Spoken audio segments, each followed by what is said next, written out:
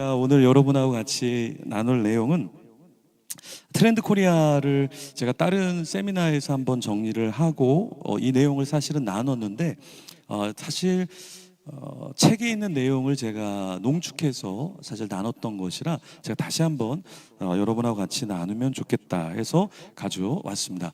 먼저 트렌드 코리아를 지금 보면 정리를 좀 저희가 해야 되는데 2025년 트렌드 코리아 그 책을 안 읽어보신 분은 꼭 한번 읽어보시면 좋겠습니다. 2025년 책에 2024년 내용에 정리되는 파트가 한 3분의 1 정도가 돼요.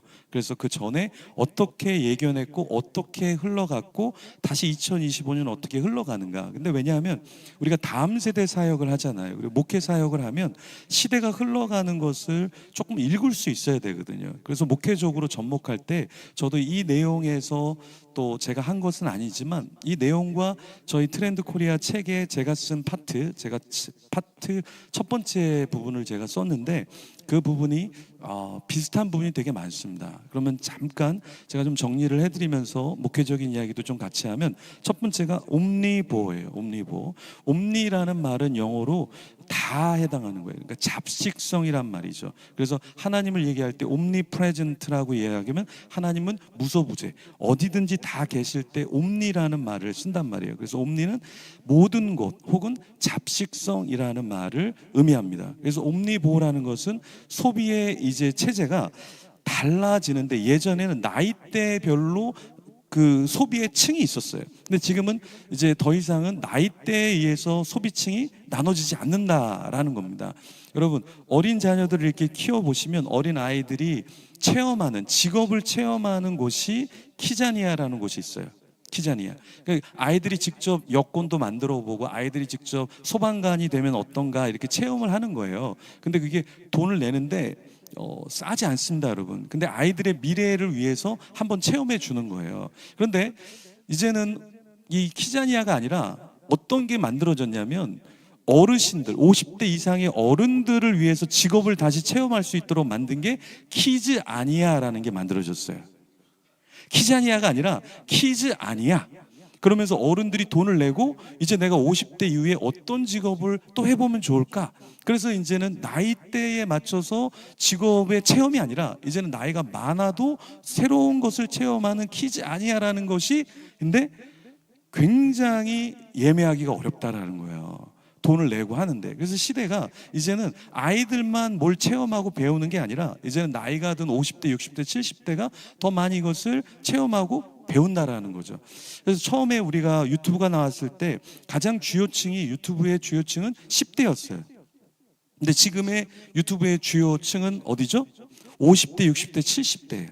은퇴 세대들이 시간이 훨씬 더 많기 때문에 잡식성으로 유튜브에 많은 것들을 더 많이 본다. 그죠?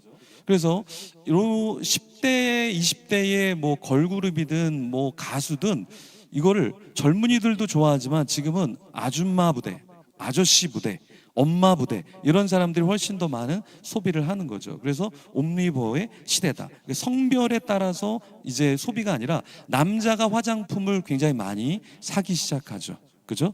예전에 여자만 화장품을 샀는데 이제는 남자도 화장품을 살고요. 그리고 소득에 관계없이 소비를 합니다. 그래서 젊은 사람들이 오마카세를 되게 좋아하죠. 오마카세는 굉장히 비싼 음식인데 젊은이들이 오마카세 가서 먹고 인스타에다가 나 이거 먹었어 이렇게 하면서 비싼 음식이지만 그것을 소비하면서 소득과 관계없이 소비의 층이 달라지고 있다라는 거죠.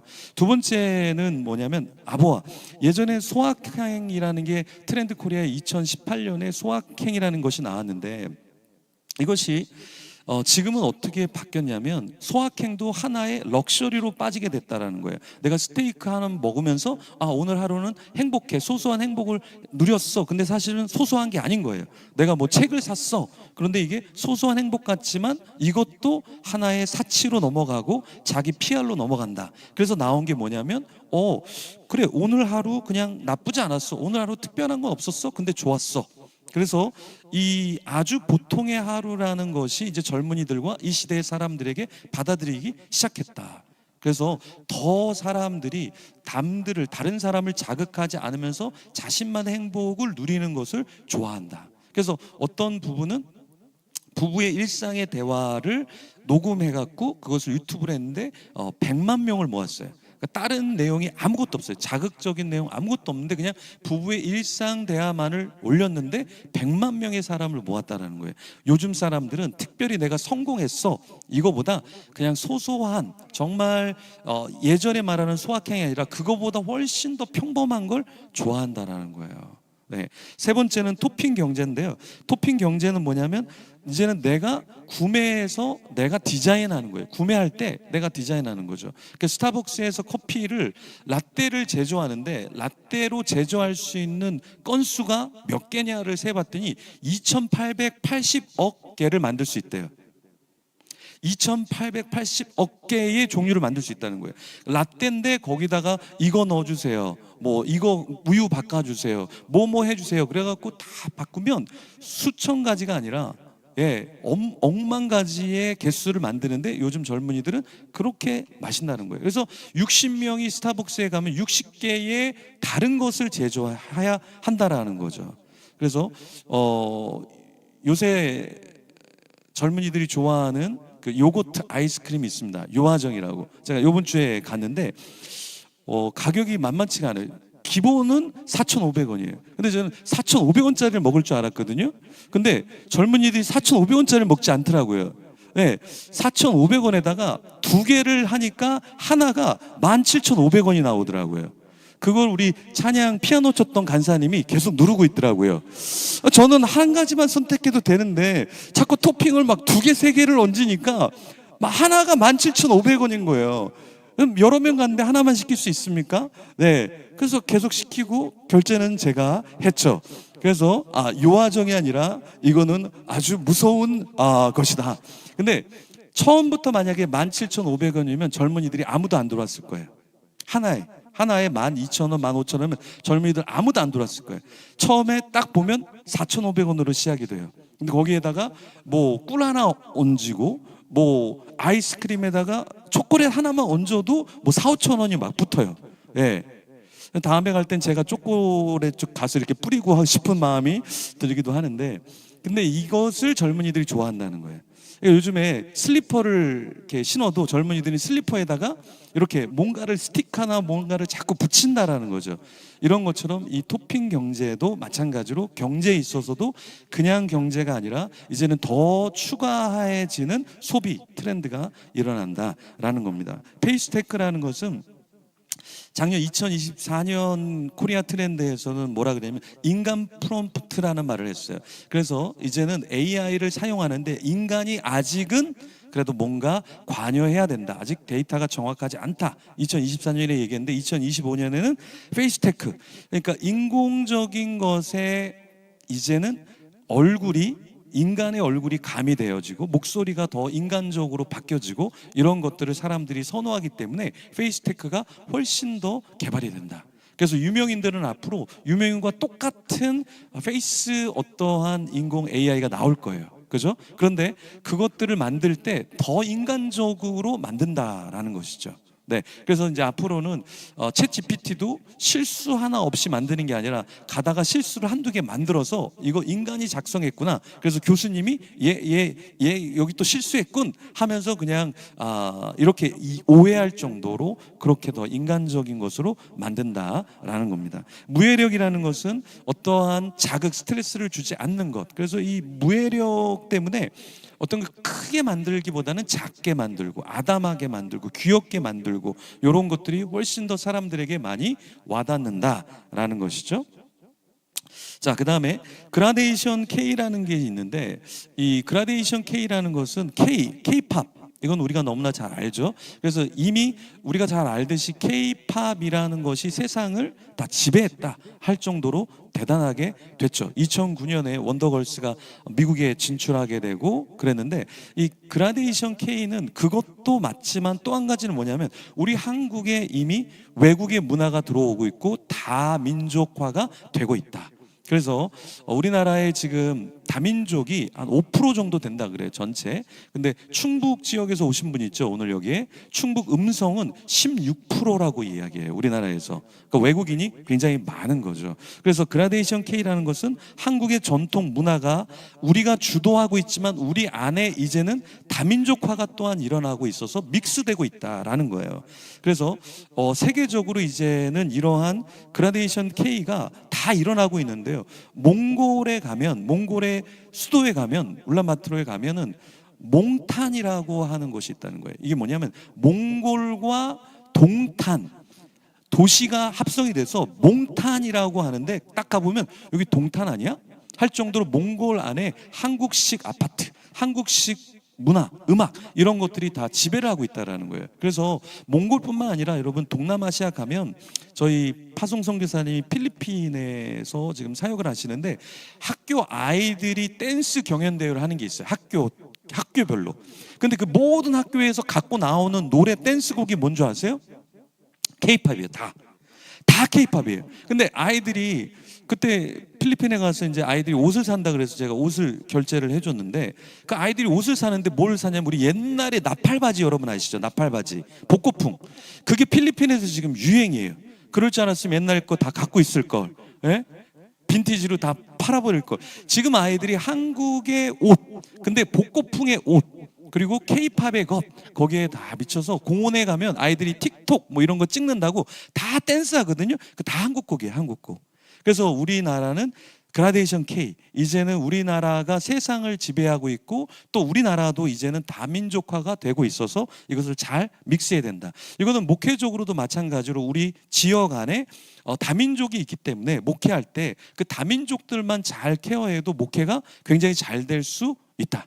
제가 어제 그 이단 사역자들 같이 천안에서 만났는데, 한 분은 다락방에서 탈퇴한 분을 이렇게 연대해서 같이 섬기고 있고, 한 분은 또 구원파에서 이렇게 나와서 거기에 관련된 사람들을 이렇게 섬기고 있고, 한 분은 신천지에 빠져서 그 신천지에 빠진 사람들을 상담해 주는 변호사님이 있는데, 그분이 목회를 하지 않을 때 신천지 사람들을 상담해주고 빼내고, 그러면 사람들이 모이기 시작을 했대요. 그래서 전도사 생활을 하고 변호사로 이제 일을 하는데, 거기에 그 모여 있는 신천지에 빠진 이단 사람들이 60명 정도가 된대요.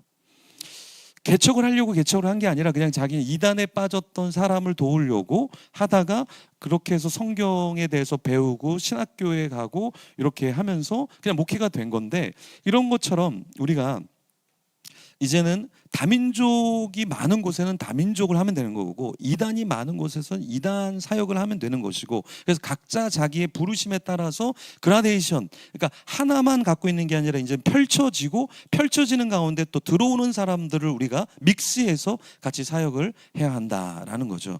그리고 물성 매력이라는 건 디지털 시대에도 사람들은 현장감을 좋아한다라는 거예요.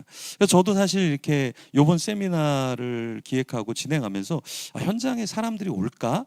요즘에 세미나에 20명, 30명 모이면 굉장히 많이 모이는 거예요. 사실은 수도권 안에서도. 근데 요번에 한 130명 넘게 신청을 해주셨는데, 이렇게 모이기가 쉽지 않은데 밥 때문에 모이신 거죠? 예? 여기 삼복교에서 밥 준다고 하니까, 예? 왜 이게 현장에 모이는 게 굉장히 어려운데 사실은. 근데 현장에서 오는 그 모였을 때 주는 감동이 있어요, 사실은. 네, 그러니까 유튜브로 지금 해외에 있는 분들은 유튜브를 좀 열어드렸다고 하는데, 들어와서 해도 이게 현장감이 잘 없습니다. 예, 듣기는 들어도 화장실 한번 갔다가 친구 카톡 한번 했다가 전화 한번 했다가 누웠다가, 아마 지금 현장에 계신 분들이 이렇게 아름다운 옷을 입고 있지만 유튜브로 들어온 분은 밑에 하의가 없을 수도 있어요. 예, 그죠? 뭐 반바지나 추리닝이나 뭐 잠옷이나 대충 걸치고 있는 분들이 많다. 근데 현장에 오면 달라요. 현장에 오는 순간, 오려고 하는 순간부터 세미나가 시작이 되거든요. 나 거기 가야지. 그때부터 자각의 현상이 일어나고 나한테 변화가 일어난다라는 거예요. 그래서 현장감은 되게 중요하다. 그런데 디지털 시대에도 여전히 사람들은 현장감을 좋아한다라는 거예요. 그렇죠? 여러분, 임영웅이 그 K-팝 가수 임영웅이 상암 경기장에서 했을 때 몇만 명이 모였죠? 10만 명이 모였습니다. 10만 명. 한 가수가 10만 명을 모였어요.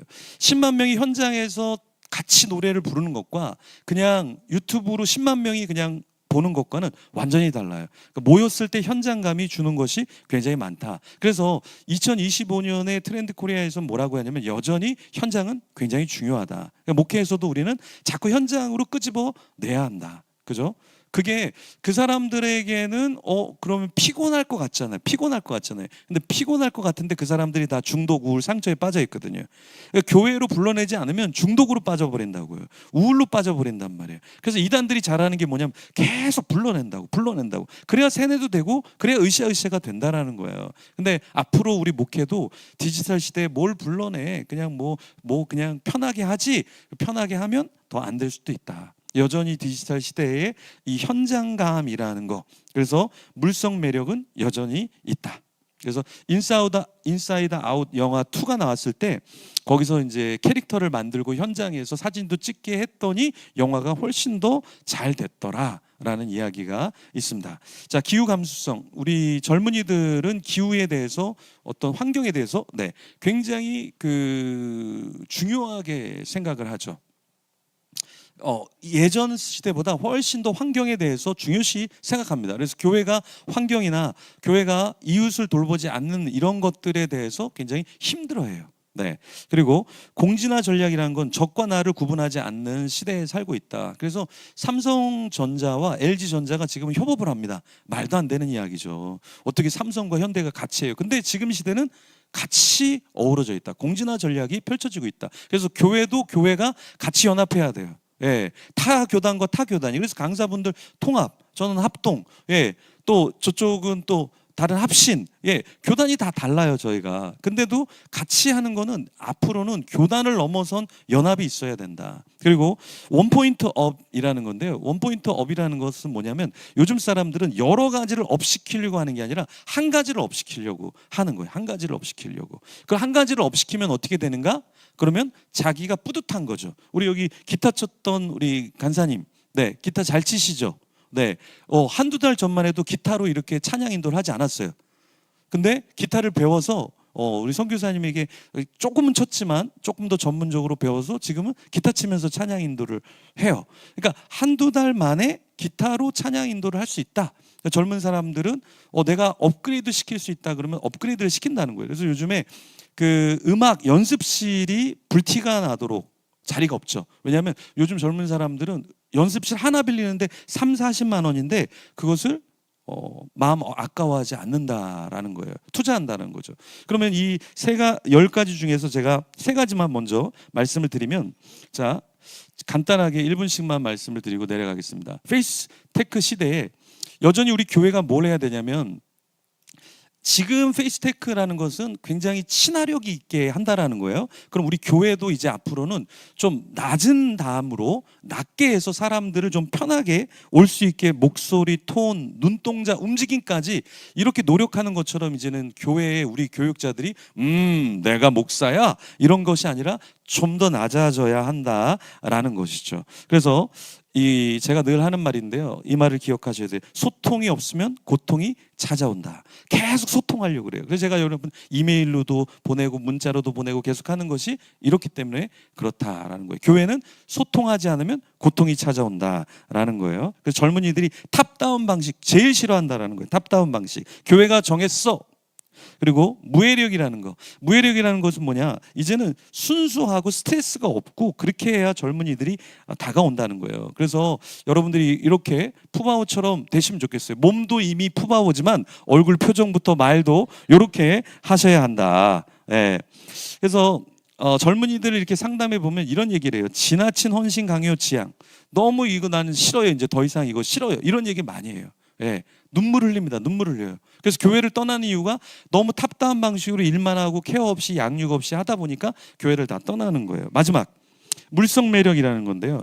이 물성 매력이라는 것은 무엇입니까? 실제 경험과 물리적인 접촉을 선호한다라는 거예요. 그래서 물성 매력으로 여러분들이 노력을 하셔야 되는데, 다음 세대가 원하는 건 영성이에요. 다음 세대가 원하는 거는 채워지는 거예요. 그래서 제가 우리 청년들을 제가 하면서 주일날 예배드리고 소그룹 합니다. 그리고 간식을 사주거나 모임을 합니다. 그리고 이들이 이제 열성적이라 토요일날 새벽에 막 산을 타요 요즘에.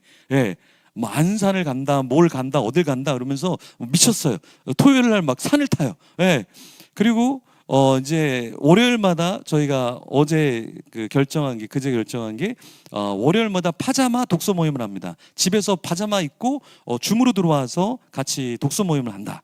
예, 독서 모임을 하기로 했어요. 근데 이 친구들이 또 수요일 날 금요기도회를 청년들이 나오겠다 지금 하고 있어요. 그리고 매일 통독, 성경 통독을 매일 해서 누가 했는지 앱이 다 나오고 영어 통독을 한다 그래서 영어 통독의 앱이 계속 나오고 있어요. 그리고 매일 아침에 5분씩 기도하고 완료 출근 전에. 근데 이걸 제가 하자 그런 게 아니라 자기들이 스스로 해서 족쇄에 채워져서 자기들이 완료 안 하면 인생 완료 당할 것 같은 분위기에 휩싸여서. 근데 이건 뭐냐? 자기들이 영성인 어떤 것이 채워지길 원한다는 거예요. 그래서 여러분들이 너무 그만두지 마시고 좀 뭔가 채워질 수 있도록 현장감 있게 어느 정도는 이끌어줘야 된다. 제 강의는 여기까지 하도록 하겠습니다. 감사합니다.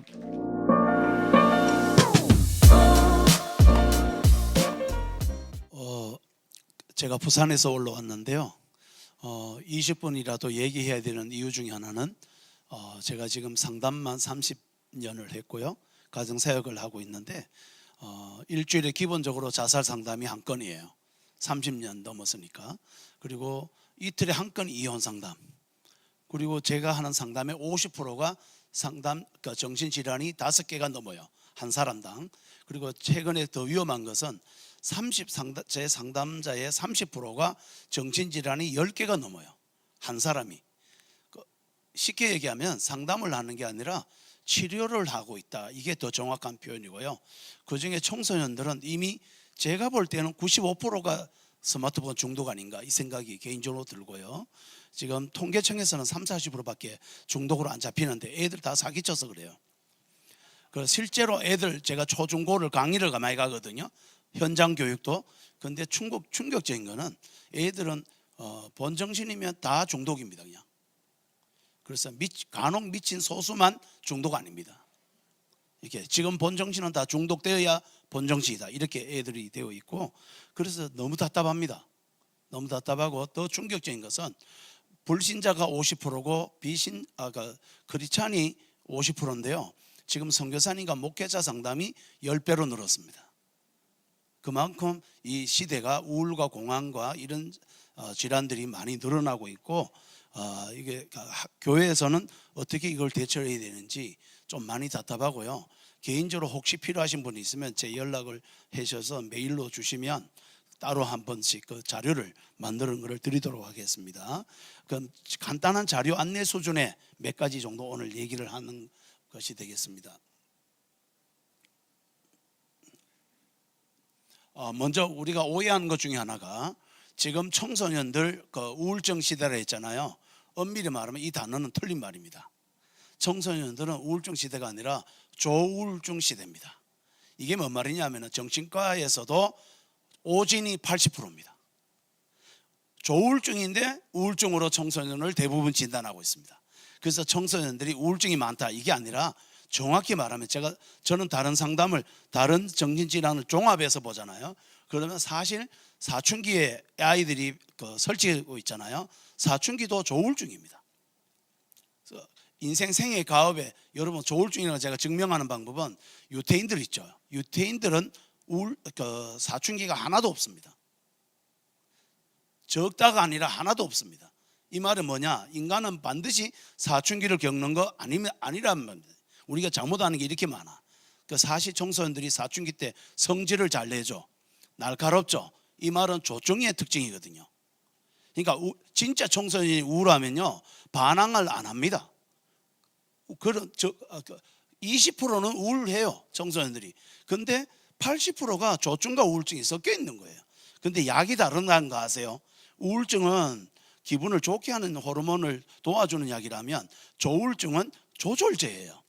전체를 올리는 게 아니라 호르몬을 조절하는 약이거든요. 달라요. 약이 달라. 그래서 정신과에서 처방할 때 우울증으로 처방하는 경우는 대부분 알아내는 방법은 애가 자주 화를 낸다, 성질을 낸다 그러면은 우울증이 아니고 조울증이구나. 그래서 병원에 의사인데 아예 이렇게 부탁을 하세요. 조울증이 가능성이 높은데 그쪽으로 한번 진단을 더 해주세요. 그러면 우리가 진단을 할 수 없어요. 의사가 진단을 해야 되니까. 그럼 의사가 조울증 쪽으로 가능성을 두고 확인하니까 조금 오진이 적어져요.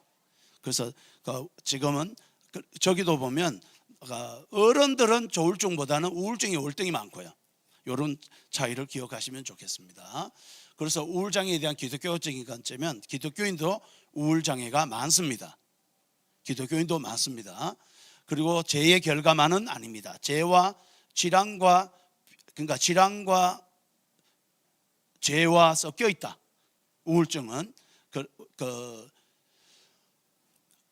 우울증과 조울증의 가장 큰 특징을 보면 두 가지를 공통점을 갖고 있습니다. 지금 현재 친구가 별로 없고 외롭다, 스트레스가 많다, 그리고 어릴 때 클 때 모성애가 결핍되고 아버지로부터 폭력적인 언어를 주로 많이 들었다. 이런 케이스가 일반적으로 97% 공통성을 갖고 있습니다.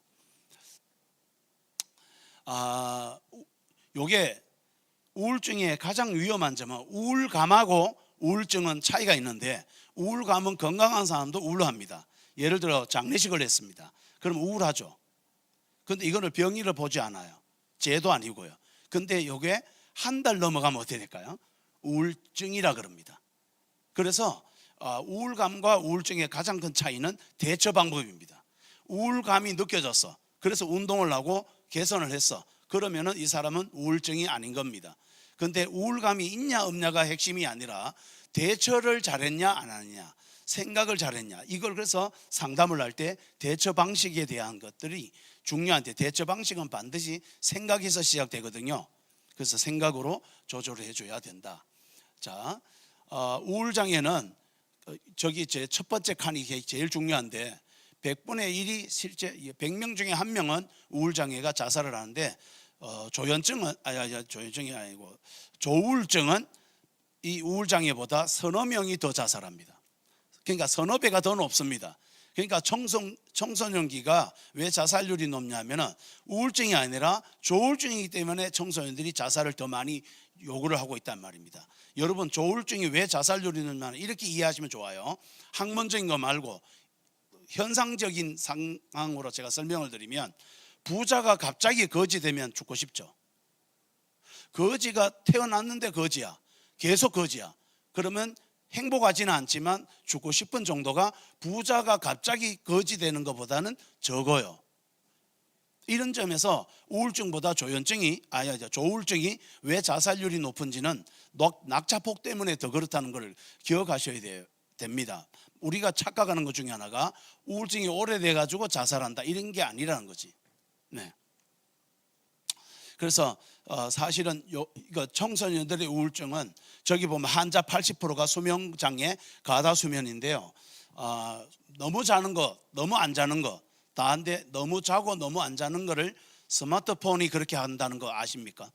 청소년 우울증은요, 스마트폰 중독이 청소년 우울증이 거의 대부분 청소년 우울증이 옵니다. 조울증이 오고요. 그래서 스마트폰이 중독에서 자유해지면 우울증과 조울증이 같이 치료되는 경우가 대부분입니다. 그런데 안타깝게도 병원에서 스마트폰 중독은 관심이 없어요. 약을 처방할 때 우울증과 조울증만 신경 써. 그러면 계속 죽을 때까지 치료 안 될 겁니다. 왜냐하면 계속 독이 들어오고 있는데 맑은 생수로 씻어낸다고 독 들어오는 걸 못 이기는 거죠. 이런 정신질환을 보는 방법이고요. 그래서 제가 환자 80%가 저러니까 100%라고 말하고 싶은데 아닐 수도 있기 때문에 제가 상담한 사례는 사실 거의 100에 가깝습니다. 수면 문제가 생기는 게. 그래서 상담할 때요, 공황장애 우울증 상담의 가장 기본적인 질문 3가지를 팁을 드리겠습니다. 첫 번째가요, 잠은 잘 자니? 애들이요, 자기 힘든 걸 말할 줄을 몰라요. 그러니까 대화를 할 때 첫 문을 여는 제일 쉬운 방법은 잠자는 거 얘기는 안 어렵거든요. 잠은 잘 자니 하면 잠자는 걸 얘기하다가 잘 못 자는 걸 얘기하면 잘 못 자는 것이 잘 못 자는 이유를 말하게 된다고요. 이렇게 해서 상담 기법을 가지고 가고요. 잠은 잘 자니? 그다음에 또 두 번째가요. 밥은 잘 먹고 있고 아침, 점심, 저녁을 골고루 잘 먹고 있어? 그러니까 소화는 잘 되고 이렇게 묻는 거예요. 그러면 잘 안 먹는데요. 그러면 어떻게 먹어? 그러면 잘 안 먹는 이유가 나오면 거기 뒤에 문제가 나오기 시작해요. 이게 기본적으로 우울과 공황장애나 모든 정신질환을 상담하는 세 가지 키워드예요. 이거는 초보자들이 다 하면서도 가장 강력한 문제를 잡아내기도 하는 좋은 질문입니다. 그리고 우울과 공황장애는 반드시 물어야 될 게 죽고 싶은 적은 있어? 한 달에 몇 번? 1년에는 몇 번? 이렇게 물어봐 줘야 돼요. 그리고 어떤 방법으로 이걸 왜 알아야 되냐면은 거기에 따라 상담은 완벽하게 달라져야 돼요. 죽고 싶은 건 없는데요. 그러면 다행이구나. 그러면서 다른 정신질환 요것만 들어가는데 죽고 싶다 그러면 자살 상담이 가장 먼저로 들어갑니다. 이 정신질환이 다 초월해서. 그래서 상담 세 가지를 이렇게 다르게 접근하는 방법을 제가 설명을 좀 드렸습니다. 여기서 애도와 우울의 차이가 2개월이 기준이 2개월 기준. 근본적으로는 한 달을 보통 보는데 2개월까지 맥시멈을 보통 많이 보죠. 그래서 우리들이 왜 장례가 끝나면 일주일 뒤에는 회사 복귀하잖아요. 일주일 후에는. 그게 일반적으로 건강한 사람들 일주일 뒤면 복귀가 가능합니다. 근데 조금 안 건강해도 한 달이면 충분합니다. 근데 저 2달이라는 이유는 정신질환까지 진단될 때는 2달 돼도 안 되면 질환이 확실한 거고, 사실은 한 달만 지나도 안 돼도 질환에 가까운 거죠. 이미 딴 거를 종합하셔 보면 요거 차이가 가장 크고, 목회자들이 이걸 정확하게 잘 보면 좋겠습니다.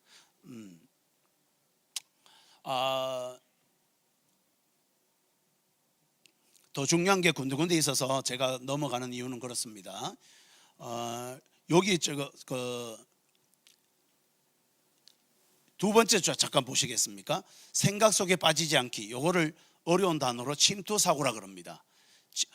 조현증, 공황장애, 우울증, 조울증 100% 공통점이 하나 있습니다. 사고가 왜곡돼 있어요. 사고가 왜곡돼 있는데 그 왜곡된 게 어떤 거냐면은 주로 침투사고입니다. 침투사고를 구별하는 방법은 생각을 잘하면 빠져나오잖아요. 해결이 되잖아요. 근데 생각 때문에 망하는 경우가 이 정신질환에 가깝습니다. 그게 기준이 2분입니다. 어떤 학자들은 3분으로도 봅니다. 제가 볼 때 2분이 더 맞는 것 같아요. 근데 2분 동안 생각을 했는데 개선이 안 되고 있다. 답을 못 얻는다. 그러면은 그 뒤로 계속 가는 것부터는 병적인 생각이에요. 그래서 어떻게 생각하면 좋냐면은 이걸 상담할 때 청소년들이 알려주는데, 어떤 생각을 쫙 했는데 2분 지나도 무슨 좋아지는 것도 없고 답도 안 보인다. 바로 운동을 해버린다든가, 영화를 바꾼다든가, 바로 바깥에 맛집을 찾아가서 맛있는 걸 먹는다든가, 이렇게 행동을 바꿔버리라. 그러면 생각이 달라진다. 근데 방 안에 계속 이렇게 있어. 2분 지났어요. 근데도 계속 그 생각을 해요. 이래 되면 뒤에 병들이 많이 오기 시작해요. 그래서 이 기준이 굉장히 일반적인 상담을 할 때도 중요한 키워드입니다. 2분 동안 생각해서 답이 얻어지고 또 좋아지는 생각은 더 해도 됩니다. 그럴 때 더 해도 되는 생각을 뭐라고 할까요? 침투사고의 반대말이 성찰사고, 통찰사고 이렇게 정리합니다. 근데 교회 다니는 분들이 의외로 침투사고가 더 많아요. 너무 착한 사람들이 대체로 침투사고를 많이 합니다. 내 잘못이야. 내가 안 태어났어야 돼. 이 생각 2분 지나면 뭐 해결되는 거 없겠죠. 그러니까 병이 오는 거예요. 네.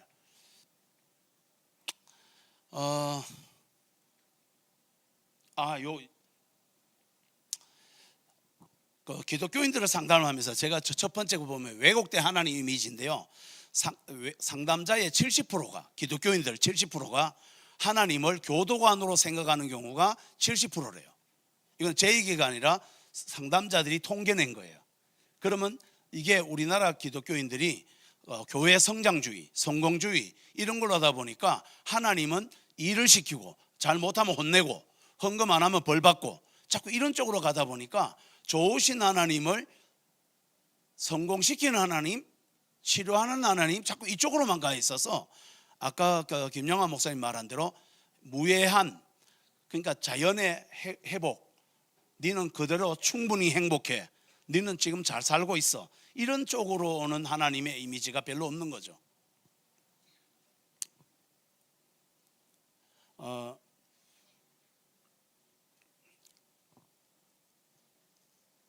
요거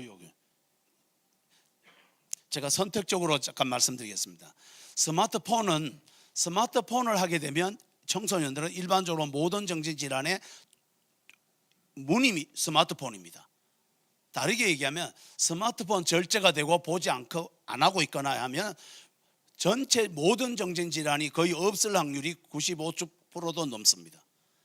거꾸로 얘기하면 청소년들 정신질환을 도와주는 방법은 스마트폰을 끊게 하는 것은 절대적으로 필요합니다.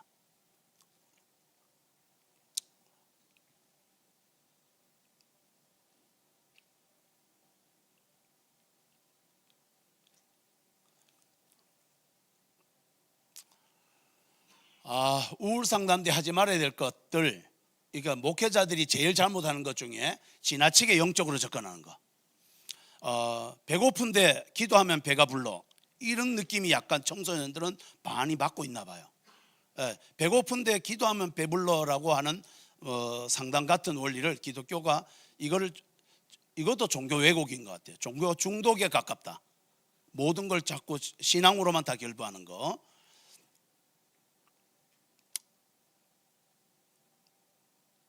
그다음에 또 한 가지 오해가 여행이 좋다. 우울증이나 공황장애나 이런 거 여행이 좋다 하는데 이거는 좋아하는 사람과 갔을 때 여행이 좋은 겁니다.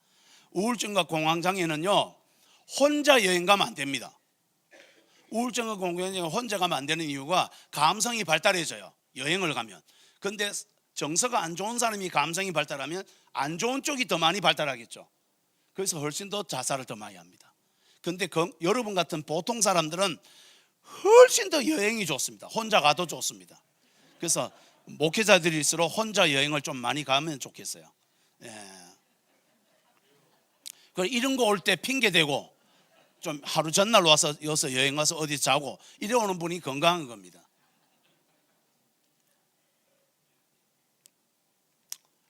조울증은 아까 얘기하면서 이 단어만 잠깐 기억해 주세요. 관계 중독이 우리나라 여성의 60대 이상 여성은 무려 80%가 관계 중독입니다.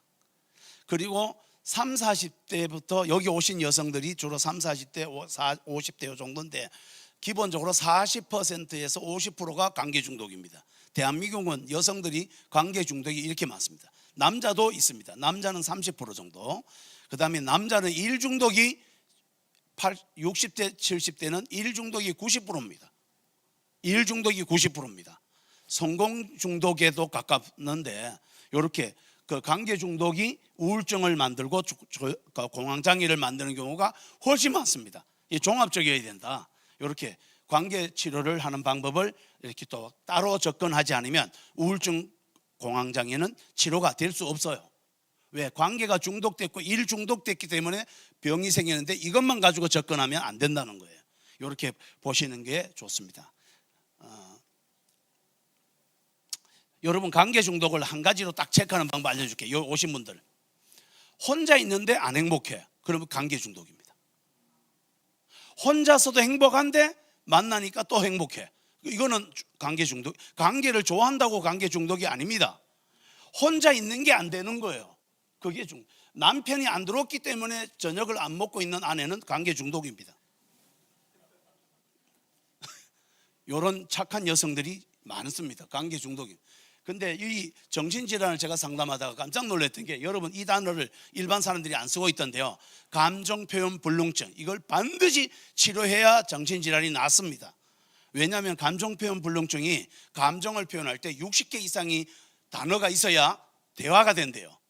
자기 감정을 말할 수 있어요. 그리고 저처럼 전문가들은 감정 단어가 120개를 자유자재로 쓸 수 있도록 연습을 해야 됩니다. 그래서 인문학 책, 여행을 많이 가는기 이런 것 등등이 감정 표현을 늘게 합니다. 그래서 감정 표현을 잘하는 사람은 모든 정신질환에서 백신을 갖고 있다 이렇게 보시면 됩니다. 그래서 저는 상담을 하다가 저 사람 감정 단어 10개 이하네 그러면 정신질환 몇 개는 기본으로 있습니다. 네, 그래서 여러분 테스트를 할 수 있는데요. 빈 종이 딱 주고 감정 단어를 아는 대로 쓰시오. 시간은 3분. 딱 시작하면 10개 쓰고 손 떨고 계신 분이 많아요. 쓸쓸하다, 외롭다, 마음이 고통스럽다 쭉쭉 쓰다가 10개 하고 더 없네. 이렇게 되면 이 사람과 대화를 하기만 하면 화병 납니다. 화병은 감정 표현을 거의 다 할 줄 몰라서 그렇습니다. 자, 이제 거의 거 들어가서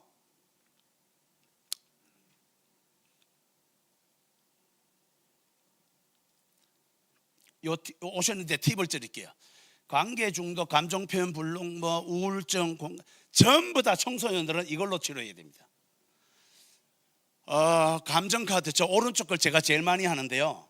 감정 카드를 쓰면 저거 보통 89개가 제일 건장합니다.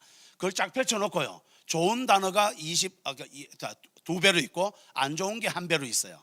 그러면 딱 펼쳐놓고 내 마음은 어떤 건지 오늘 뽑아보자. 그래서 2개 뽑아. 그걸로 말하면 오해가 없어요. 너 마음은 뽑아봐. 이렇게 나눔을 할 때, 이렇게 할 때 부부끼리도 마찬가지고 치료가 완벽하게 됩니다. 그래서 우리가 왜 대화가 안 통하냐? 내가 하고 싶은 말을 내가 원하는 단어로 안 한 거야. 그러니까 저쪽에서는 내가 하고 싶은 말을 내가 원하는 대로 해도 이해 할동말동인데, 예를 들게요. 저희 아버지를 예를 들게요. 그래 이 새끼야, 내가 뭘 잘못했는데 내가. 이 말은요, 저희 아버지 단어가 10개 안 돼요. 여러분, 이게 뭔 단어로 해석할까요? 미안하다, 이 말입니다. 저희 아버지가 미안하다 한 적이 평생 한 번도 없어요. 그 단어가 없어요. 그러니까 내가 뭘 잘못했는데 이렇게 화내는 게 미안하기 때문이에요. 그걸 가족이 어떻게 알겠어요? 그걸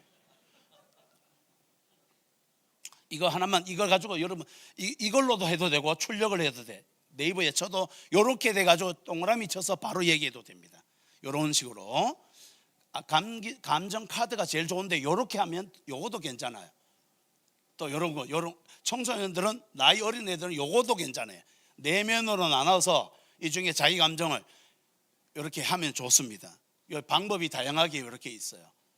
요거는 어른들 이렇게 5가지 크게 이렇게 하는 방법. 자, 이제 마무리할게요.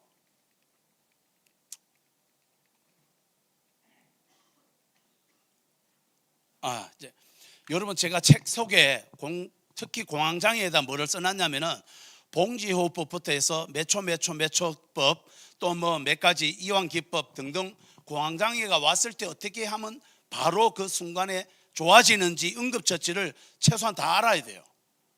그거를 제가 적어놨어요, 이 책에. 그래서 이런 것들을 좀 알아두시면 원리를 다 알 필요 없고 여러분들이 도움되지 않을까, 그 생각이 듭니다. 감사합니다.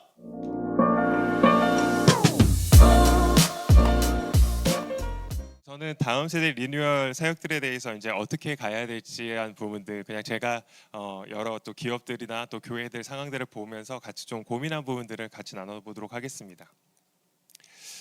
기업들의 문화가 바뀌고 있습니다. 이전에는 기업들이 직원들에 있어서 관리 차원으로 많이 접근을 했지만 이제는 더 이상 관리를 해가지고는 그 기업의 직원들이 남아있지 않는다라는 거죠. 이전에는 단순히 연봉을 얼마 받고 이것이 이제 그 기업에서 내가 더 일할 수 있는 거 없는가의 영역에 큰 비중을 차지했다면, 지금은 시대가 변해서 오히려 그 기업의 어떤 연봉보다는 나에게 어떤 혜택을 주는가, 이전에는 일괄적인 복지 제도로 그냥 퉁쳐서 경조사비 나가고 아니면 명절 연휴비 이 정도 지급되고 이런 것이 복지의 전부였다면, 지금은 나에게 굳이 내 지금 생애 주기 아니면 내가 앞으로 살아가고 갈 생애 주기에 맞지 않는 복지 제도가 있으면 거기에 대해서 굉장히 좀 불만을 표하고, 그래서 나에게 맞는 복지 제도가 있는 기업들을 찾아서 옮기는 일들이 훨씬 더 많더라는 거죠. 그것이 어떤 것을 의미하냐면, 이젠 더 이상의 어떠한 기업에 있어서도 직원들을 단순히 관리의 대상, 그래서 너희는 이 일을 해야 되고 그런 관리를 어떻게 잘할 것인가라고 조직이 움직여지지 않고, 이제는 그 직원과 기업이 어떻게 관계를 맺을 것인가에 대해서 훨씬 더 많은 포커스를 가지고 있다는 겁니다.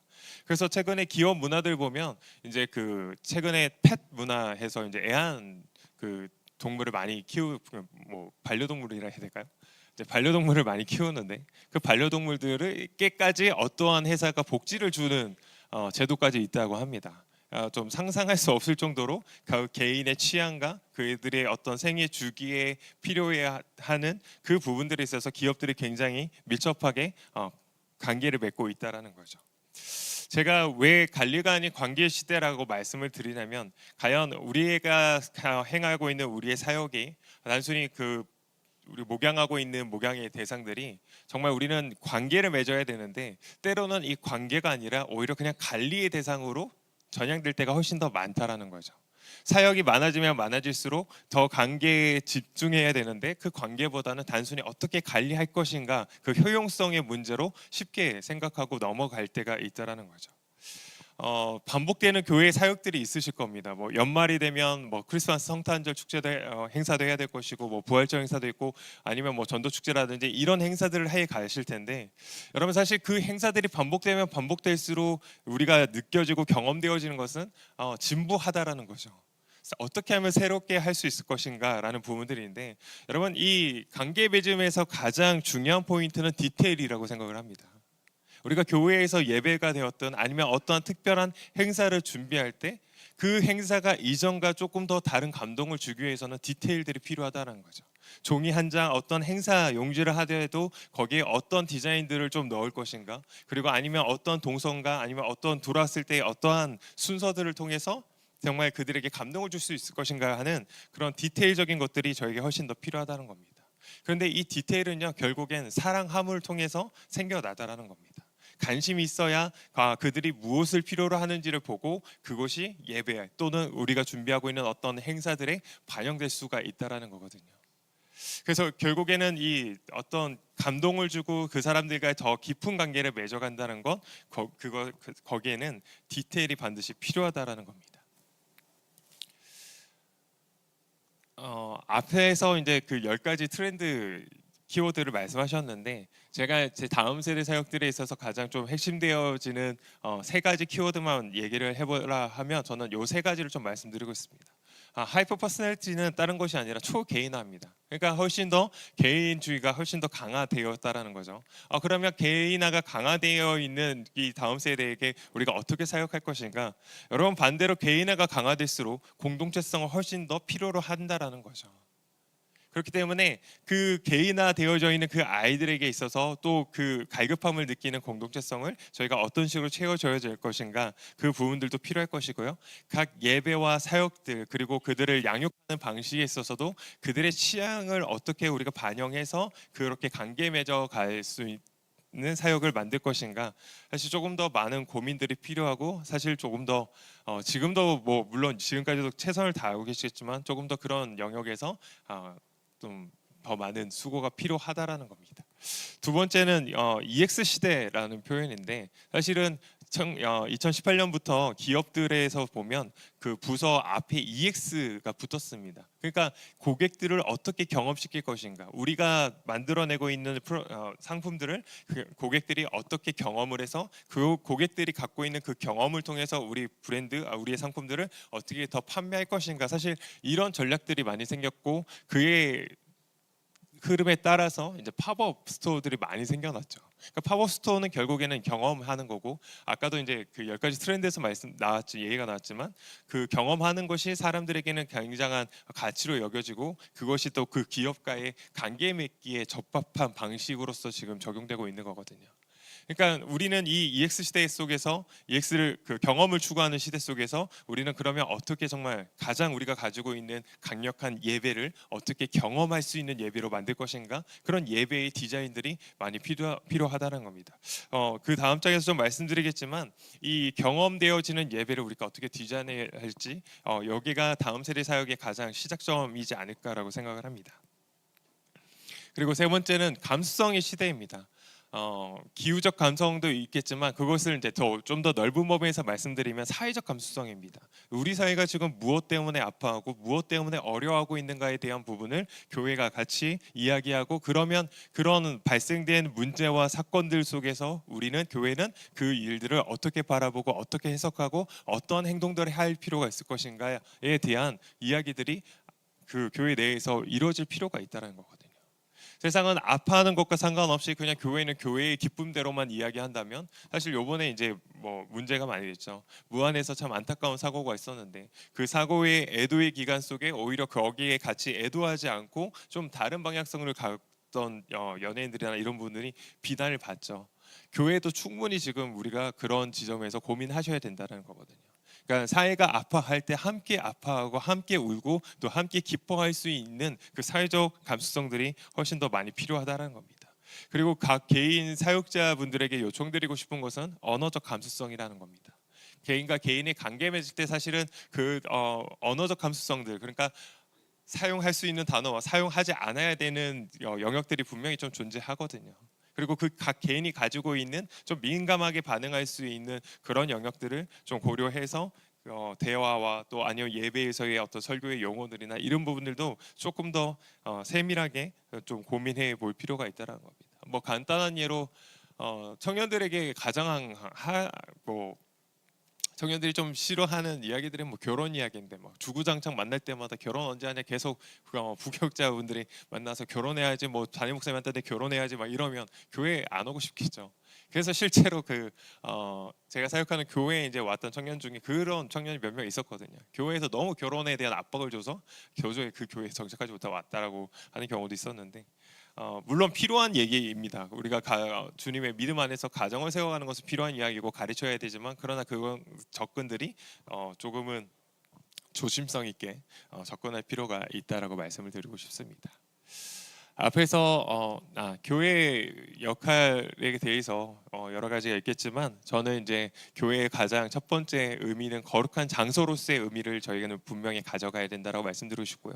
그 다음에 또 안식에 대한 시간 속에서 성서요. 지금 사실 중독의 문제를 통하여서 시간의 관리들이 아이들이 다음 세대들이 굉장히 못하고 있잖아요. 무엇을 중점으로 그들의 시간의 패턴들을 만들어가고 있는가, 그런 부분에서 저희는 하나님께서 저희에게 디자인해 주신 안식이 무엇인지에 대해서, 그리고 교회가 왔을 때 그들이 정말 참된 안식, 쉼이 무엇인지를 경험할 수 있게끔 도와줘야 된다 생각하고, 그다음 클래스라고 하는 것은 조금 더 복음을 친근하게, 그래서 이것은 우스꽝스러운 것과는 다릅니다. 친근하고 친밀하고 해학적이라는 것은 우스꽝스러운 모습으로 다가간다는 것이 아닙니다. 충분히 우리가 살아가고 있는 삶 속에서 또 벌어지고 있는 그 문화 가운데에서 어떤 지점에서 적용을 해서 복음이 참 그런 거구나라고 좀 더 쉽게 받아들일 수 있을지, 그런 부분들을 고민해야 되고, 놀이하는 공동체라는 것은 성결대학교 교수님이, 제가 지금 교수님 성함 생각이 안 나는데 그 교수님의 논문에서 보면 에클레시아 루덴스라는 표현을 하거든요. 놀이하는 교회, 그러니까 교회 안에서 놀이가 굉장히 필요하다. 그 놀이를 통하여서 거룩함의 의미, 창조적인 의미들을 새롭게 할 수 있다라고 논문에서 내어 있는데, 저희가 교회 안에서 정말 우리는 어떤 놀이를 좀 만들어낼 것인가, 또 그 부분도 필요하다는 거죠. 그리고 회복의 공동체라는 것은 뒤에서 조금 더 한 번 더 설명드리겠지만, 지금 이 시대 가운데 교회가 가지고 있는 교회 공동체가 가지고 할 방향성이 무엇일까 했을 때 저는 회복시키는 공동체여야 된다고 봅니다. 관계의 회복을 시켜야 되고 정체성의 회복이 필요하고, 그들이 무너져 있던 어떤 삶의 영역에서 복음을 통해서 우리는 어떻게 그 삶들을 회복시킬 것인가, 이 지점들을 고민하고 그 사역들을 감당할 때 교회는 세상 속에서 충분히 매력적이고 힘 있는 공동체가 될 수 있다라고 저는 믿습니다. 앞에서 이제 하이퍼 퍼스널리티, 그러니까 초개인화되어 있는 시대 속에서 그러면 그들에게 어떻게 우리 접근할 것인가라고 한번 고민해봤을 때 저는 예배에 다양한 변화들이 필요하다고 봅니다. 사실 52주간의 예배들의 형식들을 보면 매주 똑같은 예배들로만, 똑같은 형식으로만 들어질 때가 분명히 있거든요. 아니요, 저는 예배의 다양한 방식들을 고민하시고 디자인해 보시고 적용해 하셔서 그 예배 속에서 아이들이 어떻게 경험할 수 있는지를 좀 적용시켜 보셨으면 좋겠다는 생각이 들어요. 실제로 제가 고등부 사역을 할 때 저희는 사주 한 달에 사주가 있으면 이 사주간의 예배가 매 다른 형식으로 예배를 기획을 했었습니다. 그래서 한 주는 전통적인 예배를 드리고, 그 다음번에는 다음 주는 찬양의 예배를 드리고, 그 다음 번에는 보통 저희가 드리는 열린 예배를 드리고, 마지막 주에는 아예 어떤 찬양이 좀 빠져 있고 그냥 공과 모임으로 먼저 모이게 해서 그 반 안에서 먼저 그 본문 말씀해 가지고 스스로 큐티하고 묵상하고 나눔을 갖고 그걸 가지고 함께 나누는 식의 형식의 예배들을 했는데 그런 예배가 필요한 이유는 각자의 성향이 다르고 각자의 하나님의 음성을 들을 수 있는 지점들이 다 다르다라는 거죠. 그렇다면 저희는 그 아이들의 성향에 맞춰서 하나님의 음성을 들을 수 있는 지점들을 계속해서 많이 만들어내 가는 것, 그것이 좀 필요하지 않을까라고 싶습니다. 교회들에서 예배에 대한 아니면 그리고 그 사역에 대한 문의들을 해주셔서 가서 이제 교회들을 직접 방문해서 그 예배들을 같이 참여하고 전체적인 것들을 좀 보고 이렇게 피드백을 드리는 경우들이 있었는데, 사실은 때로는 어떤 새로운 것들을 하기 이전에 먼저 좀 한번 말씀드리고 싶은 것은, 과연 지금 우리가 드리고 있는 그 다음 세대 예배 아니면 그 교회에서 드리고 계신 그 예배가 그 예배로서의 기본적인 요소들을 굉장히 지금 철저하게 지키고 있는가, 그 지점부터 먼저 좀 점검이 필요하지 않을까라는 생각이 좀 듭니다. 소규모의 교회일수록, 소규모의 다음 세대의 예배일수록 기본적으로 지켜져야 할 것들이 안 지켜질 때가 훨씬 많더라고요. 뭐 가장 간단한 예로는 그냥 예배 시간이 지켜지지 않습니다. 11시 예배인데 애들이 없다라는 핑계로 11시 5분 10분이 돼도 예배가 시작되지 않아요. 뭐 또 다른 것은 이거는 이제 뭐 다음 세대 예배보다는 그냥 이렇게 뭐 수요 예배, 금요 예배나 이런 예배 때 좀 참여해서 보면, 죄송합니다, 작은 규모의 교회일수록 목회자분들이 강단에 서서 좀 사담을 하실 때가 훨씬 많더라고요. 예배가 시작되었는데 앞에 앉아 있는 성도하고 사담의 이야기들을 하시는 경향들이 있어요. 뭐 물론 교회의 상황과 또 그런 어떤 문화에 있어서 이해해야 할 부분도 있다고 생각합니다만은, 그러나 우리가 예배로서 가지고 있는, 우리가 예배로서 지켜야 할, 우리는 예배는 하나님께 드리는 것이다라고 했을 때의 그 분명한 본질에 대한 것들을 고민해 본다면, 과연 그런 어떤 시간을 지키지 않고 아니면 그 앞에 서서 예배를 인도하는 자가 성도들과 사담을 한다든지 아니면 전혀 그 예배와 상관없는 행위들을 한다든지, 그런 일들은 사실 저희가 일어날 수 없는 거죠.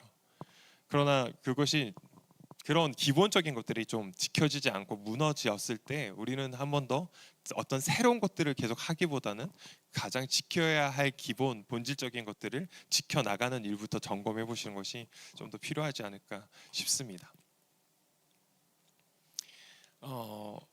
그 다음 말씀드리고 의미와 가치는 조금 더 뒤에서 그냥 말씀드리겠습니다. 그리고 교회에서 소규모 사역부터 먼저 말씀드리면, 지금은 굉장히 더 대규모의 어떤 전교인들을 동원해서 하는 사역들보다는 개인의 취향들에 맞춰서 작은 어떤 모임들과 사역들을 만들어가는 것이 훨씬 더 필요하다는 거죠. 지금은 아까도 이제 말씀드렸지만 이렇게 인원이 많이 모이는 시대가 아닙니다. 그렇기 때문에 어떤 전교인 뭐 총동원 주일 뭐 이런 것보다는 오히려 그 계약 소그룹별로 뭔가 할 수 있는 것들을 좀 더 적극 지지해주고 그렇게 모임들을 나갈 수 있도록, 그래서 각 개인의 취향에 맞춰서 그런 좀 취미별 모임이라든지 아니면 그런 상황들에 맞춰서 할 수 있는 소규모 사역들이 훨씬 더 많이 필요하다라고 보고요. 그리고 그것을 통해서 복음과 도시를 우리는 계속해서 연결시켜 나갈 수 있는 지점을 봐야 된다고 생각합니다.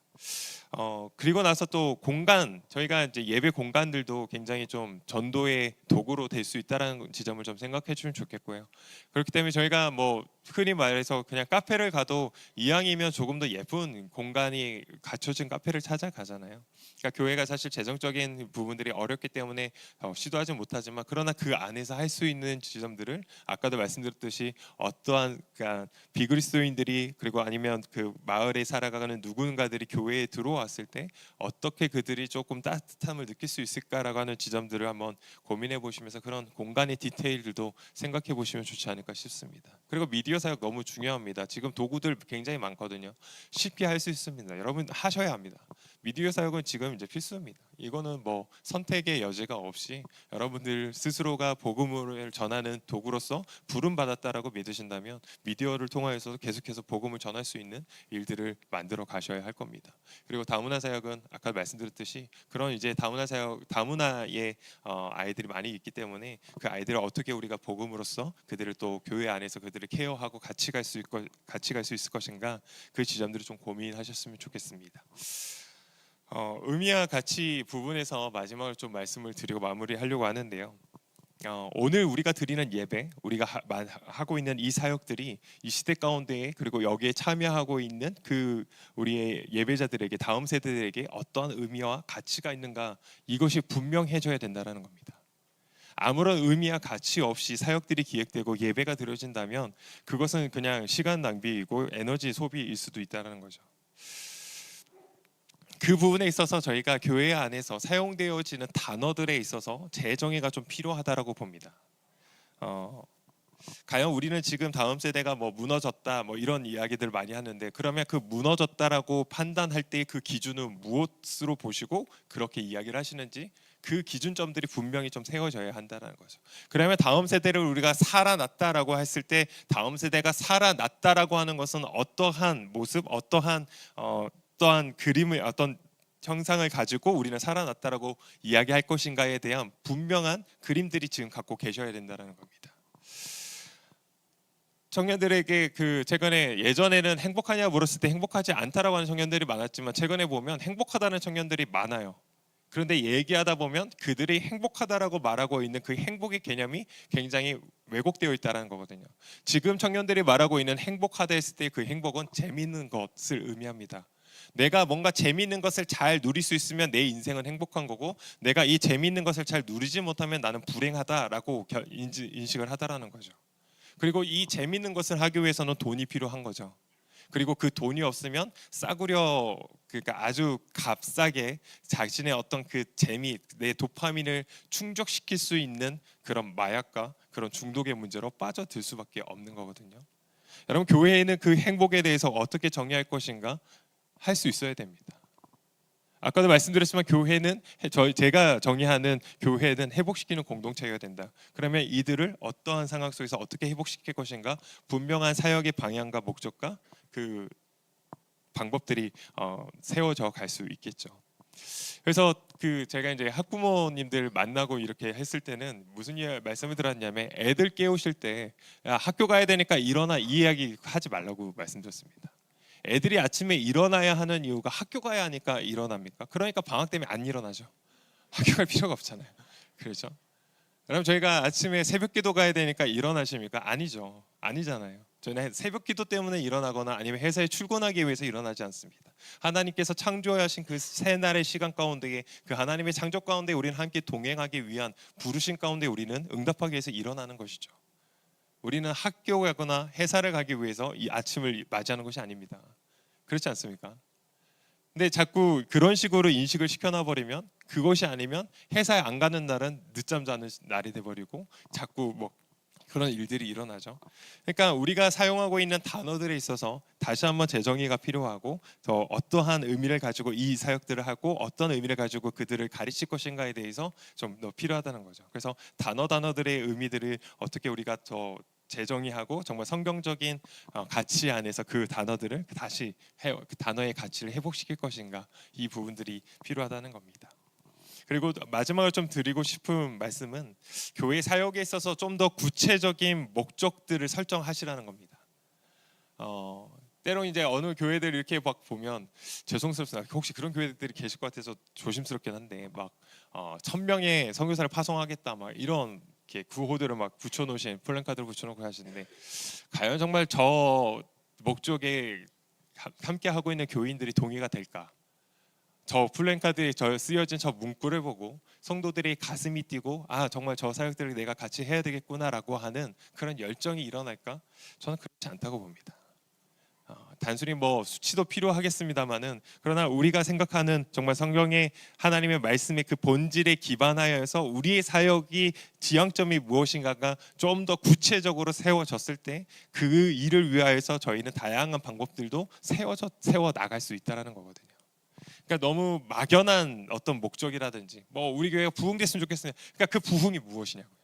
그러니까 부흥을 말씀하셨을 때 그 부흥의 뜻하는 그 구체적인 것이 무엇인지 아니면 우리의 아이들이 살아났으면 좋겠다. 그 살아나는 그것이 정말 구체적으로 무엇인지를 좀 스스로 정리하실 필요가 있다는 겁니다. 그래서 지금 이제 다음 세대가 갖고 있는 문제점은 인정 욕구 가 굉장히 있고, 그러나 또 자신이 목표하는 자신과 또 지금 살아가고 있는 의무적인 자신이 불일치하고 있고, 그리고 그 모든 것 안에서 내 중심적으로 살아가고 있는 그런 어떤 문제를 갖고 있는 다음 세대에게 우리는 공동의 선들을 무엇인지, 그래서 교회의 신앙을 사회적 영성으로 또 변화시켜 나가는 그 일들, 그리고 교회 안이 그 도시와 복음이 만나서 함께 어우러지고 이야기 나눌 수 있는 그런 장들이 교회 안에서 좀 일어나야 되지 않을까.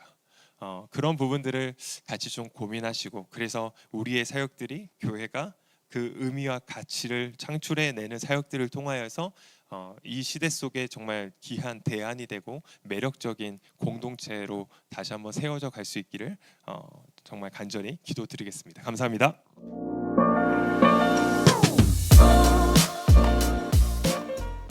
일단 제 첫 번째 쓴 책이 이단 침투여가지고 자랑하듯이 쓴 건 아니고요.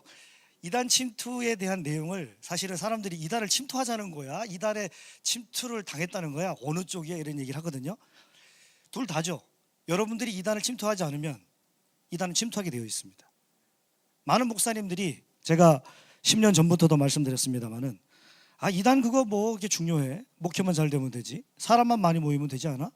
근데 그렇게 많은 사람들 모이는 사람들이 제자훈련 받고 200명 300명 모였는데 신천지가 들어가가지고 중요 집사님들이 다 신천지 들어가니까 한순간에 300명 200명 되는 교회가 150명 100명으로 줄어드는 이런 상황을 어떻게 할 거냐 말이에요. 열심히 제자훈련 했는데. 그러니까 이것은 남의 얘기가 아니에요. 내 얘기고 우리 교회 얘기고 여러분이 사역하고 있는, 섬기고 있는 성도님들과 다음 세대 얘기이기 때문에 굉장히 중요할 뿐만 아니라 사실은 상당히 많이 늦었습니다. 자, 이단 2세, 뭐 이단에 대한 얘기들은 이단 침투 안에 많은 내용들이 있으니까 여러분들이 이 책을 사보시면 여러분들 마음에 침투가 될 거고요. 한번 사보시면 되겠고, 일단 이제 오늘은 주제가 이단 2세이기 때문에 이단 2세에 대한 얘기를 조금 하려고 합니다.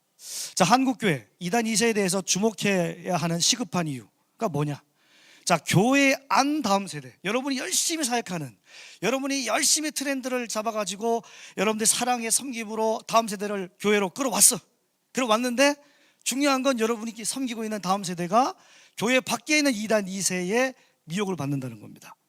유튜브를 통해서, 또 아까 얘기했던 여러 가지 형태를 통해서, 접근을 통해서, 게임을 통해서, 만남을 통해서, 뭐 여러 가지 동아리 활동을 통해서, 댄스 학원에 가가지고 어떤 취미 그림 그리기를 통해서, 노래 학원을 통해서, 보컬 뭐 이런 데 가가지고 여행 다니면서, 운동하면서, 거기서 상담하면서, 상담 전문가가 여기 계신데 이런 상담 전문가를 만나는 게 아니고 엉뚱한 상담을 하면서 거기서 이제 빠져 들어가는 거죠. 자, 그리고 또 한 가지 우리가 아셔야 될 게, 지금 이단 사역하고 있는 우리 1세대 분들이 계세요. 저희 선생님들 같은 분들, 70대 이상 되신 분들. 자, 그분들이 한국교회를 위해서 수고하신 거 맞습니다. 그런데 저는 그 선생님들에게 감사하면서 동시에 도발적인 얘기를 하고 싶은 것은 뭐냐 하면, 그분들이 다 틀렸다는 것이 아니라 그분들 시대 때는 그렇게 했어야만 했던 것이 있습니다. 대표적으로 신천지 아웃, 이단 만나지 마세요, 우린 예방이 필요합니다. 그분들 세대 때 그게 맞았어요. 근데 지금은 이미 이단들이 곳곳에 들어와 있습니다. 여러분한테 돌발 퀴즈 하나 드릴게요. 이단은 사람일까요, 아닐까요? 스스로 한번 답변해 보십시오. 이단은 사람인가 아닌가? 이단 이만희 총회장 사람 아니야? 전도관 박태선 사람 아니야? 재임에서 정명석 사람 아니야? 아닙니다. 베드로후서 2장 1절부터 3절에 보시면 그 이단이라는 말은 사람을 말하고 있지 않습니다. 그것은 교리, 사상을 말하는 거예요. 그러니까 누구든지 우리는 잘못된 사상에, 잘못된 교리에 미혹될 수 있습니다. 그러면 조금 내가 어떤 설교를 하다가, 여러분들이 설교를 하다가 100% 다 완벽하게 주님이 박수 칠 만한 설교를 할 수 있다고 자신할 수 있습니까? 설교 박사님들도 그런 말을 못해요. 우리는 아무리 성경 말씀을 주석을 잘 보고 저도 원어를 좋아하지만 원어를 연구하고 아무리 완벽한 설교를 해도 설교 중에 몇 %는 조금 삑사리를 날 수가 있습니다. 그러면 그렇다고 해가지고 그 사람들이 다 이단입니까? 아니에요. 다 이단 아니거든요. 그런데 왜 우리가 그러면 이단의 문제를 생각해 봐야 할 것이냐? 설교 중에 삑사리가 나는 부분들은 그거는 성경 본문을 좀 덜 본다든지, 아니면 주석 참고하는 것들이 내가 좀 다른 책을 참고할 수 있죠. 선호하는 각자마다의 신학적인 또 약간의 그 컬러가 있기 때문에 선호하는 게 있을 수 있어요. 그런 책들을 또 참고해가지고 이 본문은 이렇게 해석하는 게 좋을 것 같아. 아, 이 본문은 이렇게 해석하는 경우도 있네. 근데 나는 이런 해석이 좀 나은 것 같아. 난 이렇게 설교를 해야 되겠어. 그럴 수 있죠. 이것은 이단적이라고 말하지 않습니다. 그러나 이단이라는 건 뭐냐면 지속적으로 의도를 가지고 성경 본문에서부터 멀어지게 하는 것, 결국에는 그리스도를 부정하게 하는 거거든요. 근데 이런 문제가 결국에는 사상과 교리로 나타나는데 이것이 결국에는 우리의 교회 안에 다음 세대에게까지 미친다는 것이죠. 그래서 여러분들이 아셔야 될 것은 우리 교회에 열심히 가르친 아이들이 정말 사랑으로 수고해서 우리 아이들을 다 품었는데 그 아이들이 만나고 다니는 아이들이 이단 2세일 수 있다는 겁니다. 왜냐하면 이미 이단들은 각 여러 영역의 이단들은 자기네들의 집단을 강화하기 위해서 이단 2세 교육들을 이미 실시하고 있기 때문에 그렇습니다. 한국 정통교회보다 더 열심히 교리 공부를 시킵니다. 물론 잘못된 교리 공부이지만 이걸 아셔야 돼요. 이게 굉장히 시급한 문제다. 자, 지금 이제 그 데이터 연구소에서 이 발표한 내용들 보면은 이단 신자가 시작되는 시기를 보통 평균 22세로 보고 있습니다. 아까 우리 이상감 목사님께서 좀 더 정확하게 말씀해 주셨지만 지금 그 시기가 더 땡겨주고 있습니다. 무슨 말이냐 하면 그냥 청년들이 대학교 가가지고 동아리 활동하다가 불신자 청년이었는데 기독교 동아리를 가는 경우도 있지만 중고등학교 때 교회 생활하는 아이들이 대학 들어가서 그대로 자연스럽게 캠퍼스 선교단체로 들어갑니다. 근데 지금 캠퍼스 선교단체 가운데 여기 선교단체에 계신 간사님도 계신지 모르겠지만 상당수 선교단체가 거의 쫄딱 망하고 있는 상태입니다. 겨우 뭐 이름만 대면 다 아는 그런 선교단체만 이제 거의 이제 메이저급으로 활동하고 있을 뿐이에요. 나머지 선교단체는 거의 지금 죽어나가고 있습니다. 그러면 그 틈을 타서 지금 이단들이 그 동아리에 들어와서 소위 말하면 동아리 연합회를 장악하죠. 신천지가 대표적으로 그런 케이스고. 자, 그런데 이런 사람들이 가장 관심 있는 것 중에 하나가 자기 이성 문제, 외모 문제, 그 다음에 진로 문제, 상담 문제 이렇게 하다 보니까 거기 아까 우리 말씀하신 것처럼 중독 문제, 내 인생 뭐 진로는 어떻게 할 것인가 이렇게 접근하는 가운데서 아이들에게 접근해서 그 아이들을 결국에는 새로운 방법이 있다. 너희들에게 정말로 위로해 줄 수 있는 방법이 있다. 너희들이 앞으로 미래를 도와줄 수 있는 방법이 있다. 그러니까 여기 와라. 여기 오면 여자친구도 만날 수 있고 남자친구도 만날 수 있고 그 다음에 어떤 새로운 또 공부도 할 수 있다. 놀기도 할 수 있다. 여행도 갈 수 있다. 운동도 할 수 있다. 노래도 할 수 있다. 춤도 배울 수 있다. 근데 알고 들어가 보니까 바로 이제 이단 사상을 배우게 되는 거죠. 근데 이러한 연령대가 지금 점점 낮아지고 있다는 것이 문제인 거예요. 그래서 이것을 우리가 가볍게 볼 일이 아니라는 거죠. 자, 그 다음에 자, 이단 표교에 집중되는 연령층은 아까도 말씀드렸다시피 만 21.8세. 지금 좀 더 내려온 상태라고 볼 수 있고요. 더 중요한 게 있어요. 지금 이단 전문가들이 추정하는 비율이 뭐냐면 매년마다 캠퍼스의 학생들, 청년들이 기독교로 돌아오고 소위 말하면 교회로 돌아오고 소위 말하면 다시 예수님을 잘 믿고 자는 사람들 비율보다 매년마다 10,000명에서 20,000명 정도가 이단에 미혹됩니다. 꼭 신천지만 말하는 게 아니에요. 수많은 이단들, 신천지, 다락방, 그 다음에 뭐 안식교, JMS, 하나님의 교회, 그 다음에 여러분 구원파 이런 곳곳에 이단들이 침투해서 우리들의 다음 세대들을 끌어당기고 있는데 거기에 미혹이 됩니다. 이단에. 그래서 매년마다 10,000명에서 20,000명 정도 미혹이 되는데 그럼 돌아오는 횟수는 얼마나 될까요? 돌아오는 횟수는 겨우 3% 정도밖에 안 돼요. 10,000명에서 20,000명이 이단에 미혹이 되지만 실제 나오는 회심이 돼서 정통교회로 다시 신앙생활하는 케이스는 3%도 이건 많다고 얘기할 정도입니다. 왜? 상담하는 사람이 없어요. 그러니까 일반 상담하시는 분들도 있지만 종교 중독을 상담하는 전문가들이 없어요. 물론 우리 1세대 선배님들이 계시긴 합니다. 근데 이분들에게까지 가기가 너무 힘들어요. 왜? 몰빵돼 있어요, 다.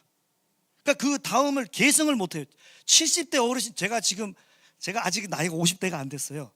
젊어 보이긴 하나요? 예. 근데 이게 지금 거의 20년 이상 터울나잖아요.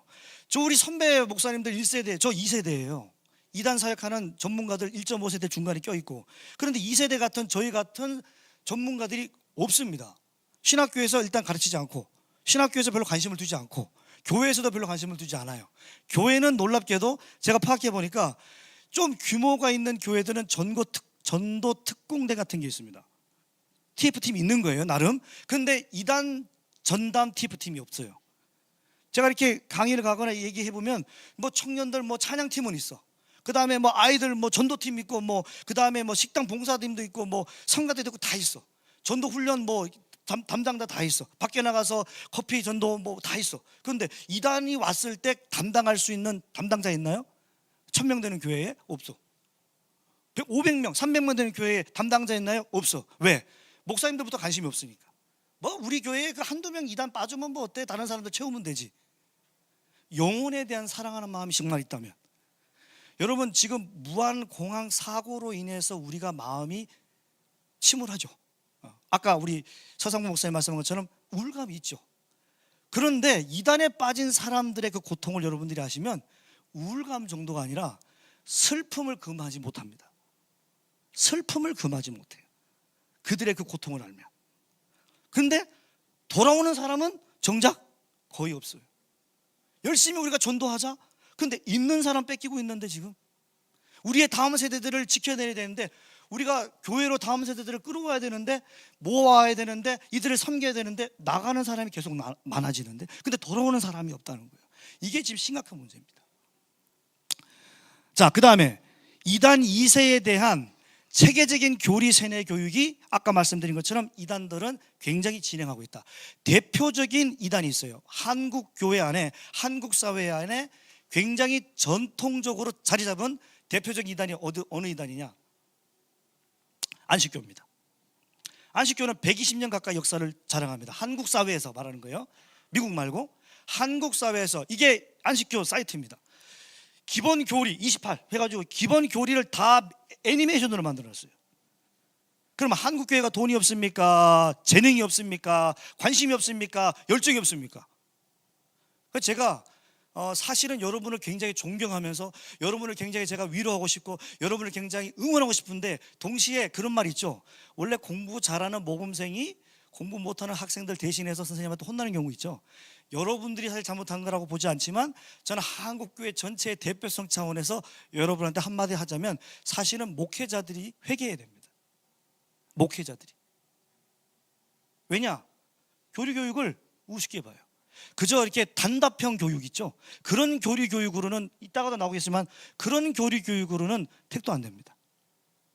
근데 이단들은 자기네 교리가 최고라고 생각해요. 물론 자기네들끼리도 서로 교리가 다르지만, 그러나 우리 한국 교회는 전통적인 교리의 가장 보편적인 것 중에 하나가 뭡니까? 뭐 사도신경, 그 다음에 뭐 여러 가지 신앙 문답이 다 있잖아요. 그러면 그런 것들을 통해서 얼마든지 가르칠 수 있음에도 불구하고 전혀 체계적인 교육이 안 돼 있어요. 그런데 안식교만 해도, 역사를 자랑하는 이 이단 안식교만 해도 엄청나게 체계적으로 하고 있어요. 이게 안식교만 그러는 게 아니에요. 신천지, 하나님의 교회, 구원파, 그 다음에 여호와의 증인, 각자 통일교. 여러분, 통일교 없어진 게 아닙니다. 여전히 통일교는 존재합니다. 각각 다 나름대로의 교리 교육을 개정하고 있다는 게 문제입니다. 그것도 찬양으로. 여러분, 전능신교 하나님의 교회, 제가 이 책에, 목회 트렌드 책에도 이 책에 썼지만, 원래 영상이 있어요. 그 영상을 보면은 이게 찬양인지 일반 우리 기독교 찬양인지 아닌지 헷갈려요. 제가 김영환 목사님하고 몇 분한테도 들려줬는데 멜로디가 아마 너무 아름다웠을걸요. 그냥 들으면 아까 우리 나나 시스터즈 분들이 여기서 찬양했던 그 아름다운 멜로디하고 별로 차이가 없습니다. 요 두 분이 다 나자로 끝나가지고 나나 시스터즈로. 근데 이 나나 시스터즈 분들이 막 불렀던 그 감미로운 그런 찬양이나, 전능신교 하나님의 교회에서 하고 있는 그 전능신교에서 부르는 그 뭐 찬양이나 별 차이가 없어 보이는데, 하나님의 교회에서 만든 그 어린이 위한 찬양 영상 율동이나, 우리 기존의 교단에서 뭐 총회 공과 교육으로 하는 뭐 이게 찬양이나 별 차이가 없어 보이는데 너무 비슷해 보여요. 체계적으로 세뇌시키기 위해서 준비하고 있다는 겁니다. 이게 지금 문제예요. 이들이 결국에 어떻게 되겠어요? 이들을 결국에는 뭐 하려고 그래요? 잘 포동포동하게 살찌워서 뭐 하려고 그러는 거죠? 인권 유린하려고 그러는 거죠. 가혹한 인권 유린. 가혹하니까 북한의 뭐 아우지탕강 못지않다고 보시면 됩니다. 못 나와서 그런 거지, 나오면은 장난 아니에요. 크게 이거 말고도 많은데, 그냥 대표적으로, 시간이 없으니까 대표적으로 첫 번째, 노동력 착취. 두 번째 성적 유린, 세 번째 학업기회 박탈. 이단 상담을 하면 이 세 가지 중에 안 걸리는 사람이 없습니다.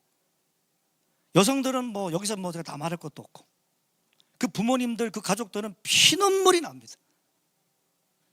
그 다음에 노동력, 돈이 없어. 일단 이단에 빠졌다가 최소 한 5년 이상 나왔다. 근데 그냥 설렁설렁이 아니라 이단에 열심히 했다. 그러면 기본적으로 어떻게 됐을까요? 거지, 깡통, 빈털터리가 되어 있다고 보시면 됩니다. 우리 김영하 목사님하고 같이 사역하는 우리 내가 여기서 공개적으로 얘기하면 안 되니까, 그분도 거의 빈털터리가 돼서 나올 뿐만 아니라 집도 없고 빚쟁이가 돼서 나오는 거죠. 대출을 받으니까 그렇게 되는 거예요. 그 다음에 공부 못하죠. 공부할 시간 어디 있어요? 주님 오신다는데. 공부할 시간 어디 있어요? 너 열심히 안 하면 구원 못 받는다 그러는데. 너무너무 무서운 거죠. 아까 왜곡된 하나님으로 끊임없이 가스라이팅 하는 겁니다. 자, 이렇게 이단 2세에 대한 가혹한 인권율의 대표적인 사례가 뭐냐 하면 파룬타파, 파룬궁, 선윈이라는 소위 말하면 그 무용하는 그 예술 공연이 있습니다. 이것 때문에 우리 선생님도 여기 공연하는 앞에 가가지고 이거 예매하지 마세요 외쳤단 말이에요. 예매하면 안 됩니다. 이거 몇십만 원짜리예요. 이거 한번 공연 받으려면 이게 2, 3만 원짜리고, 뭐 현장으로 가면은 뭐 더 줘야 되고 뭐 그런다던데, 이거 엄청 비싼 거예요. 근데 이거 연예인들이 광고해 줬습니다. 연예인들이, 여러분들 알만한 연예인들이 이거 다 광고해 줬어요. 그럼 아무것도 모르는 사람들 중에 우리 아이들 문화 교육 좀 시켜줘야 되겠다. 국립극장 가서 3, 40만 원 내고 열심히 듣고 이쪽 사상을, 파룬궁 사상을, 이홍지라는 사람을 더 좋아하게 되는 무언의 압박을 받게 되는 거죠. 공연을 들으면서. 그 다음에 이 아이들이 이 공연을 하기 위해서 어떻게 되겠어요? 어릴 때부터 들어가서 거의 무용수 교육을 받아요. 요번에 구원파에서 그 합창단에서 거기서 살인사건 나온 것도 그 구원파 쪽이지 않습니까? 훈련이라는 미명으로 아주 이 위계질서가 강력하거든요. 못 태어납니다. 그러니까 어릴 때부터 여기에서 가스라이팅 되고 여기에서부터 교육된 아이들은 당연히 인권이 유린될 수밖에 없고, 이 아이들의 미래는 없는 거죠. 이거밖에 할 줄 아는 것도 없고, 이거라도 했으면 다행이라고 할 정도니까 이렇게 피폐해지는 삶을 살게 되는 겁니다. 그러니까 당연히 인터뷰할 때 됩니까? 그곳은 내용을 학살하는 곳이다. 당연히 학살할 수밖에 없죠. 피폐해지는 거예요. 근데 아무도 안 듣는 거죠. 한국교회 얘기해도 별 관심이 없어요. 이런 일들이 발생한다는 겁니다. 그러면 결국 어떻게 될까요? 이런 일이 계속 발생되면, 한국교회가 무관심하면 어떻게 될까요? 한국교회가 재정도 있고 인력도 있고 인프라도 있고 의지도 있는데 여기에 무관심하면 어떻게 되는 줄 아십니까? 바로 피해자였던 이단 2세들이 나중에 가해자로 바뀌게 됩니다. 가해자로. 대표적인 경우가 누구냐? 바로 이 야마가미 데시아라는 사람입니다. 여러분 아시는지 모르겠지만, 제가 뭐 아베 신조를 좋아하지는 않습니다만은 이 아베 신조라는 사람도 개인의 생명이 보장되고 존중받아야 되는 건 맞잖아요. 이 사람이 뭐 정치적으로 어떻든 간에 그걸 다 떠나서. 그런데 이 사람을 미워해서 살인을 하려고 한 목적이 뭐냐? 통일교회, 엄마가 통일교 피해자거든요.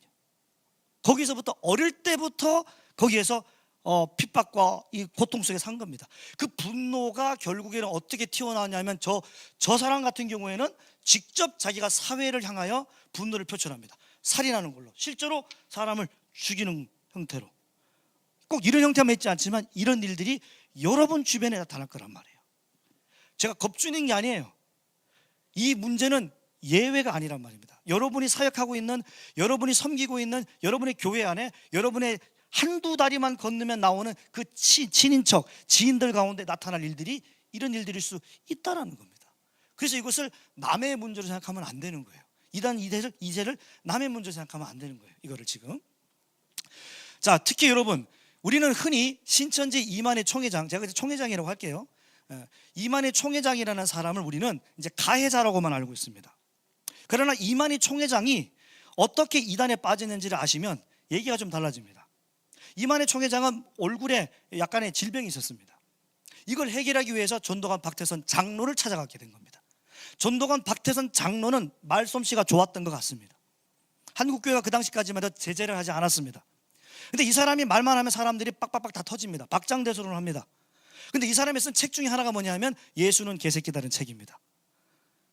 제목 자체가 예수는 개새끼예요. 제목 자체가. 제가 거짓말 치는 게 아니고 예수는 개새끼다는 제목인데 그런 책들을 사람들이 몇 명이라면요, 그 당시 때 80만 명이 봤습니다.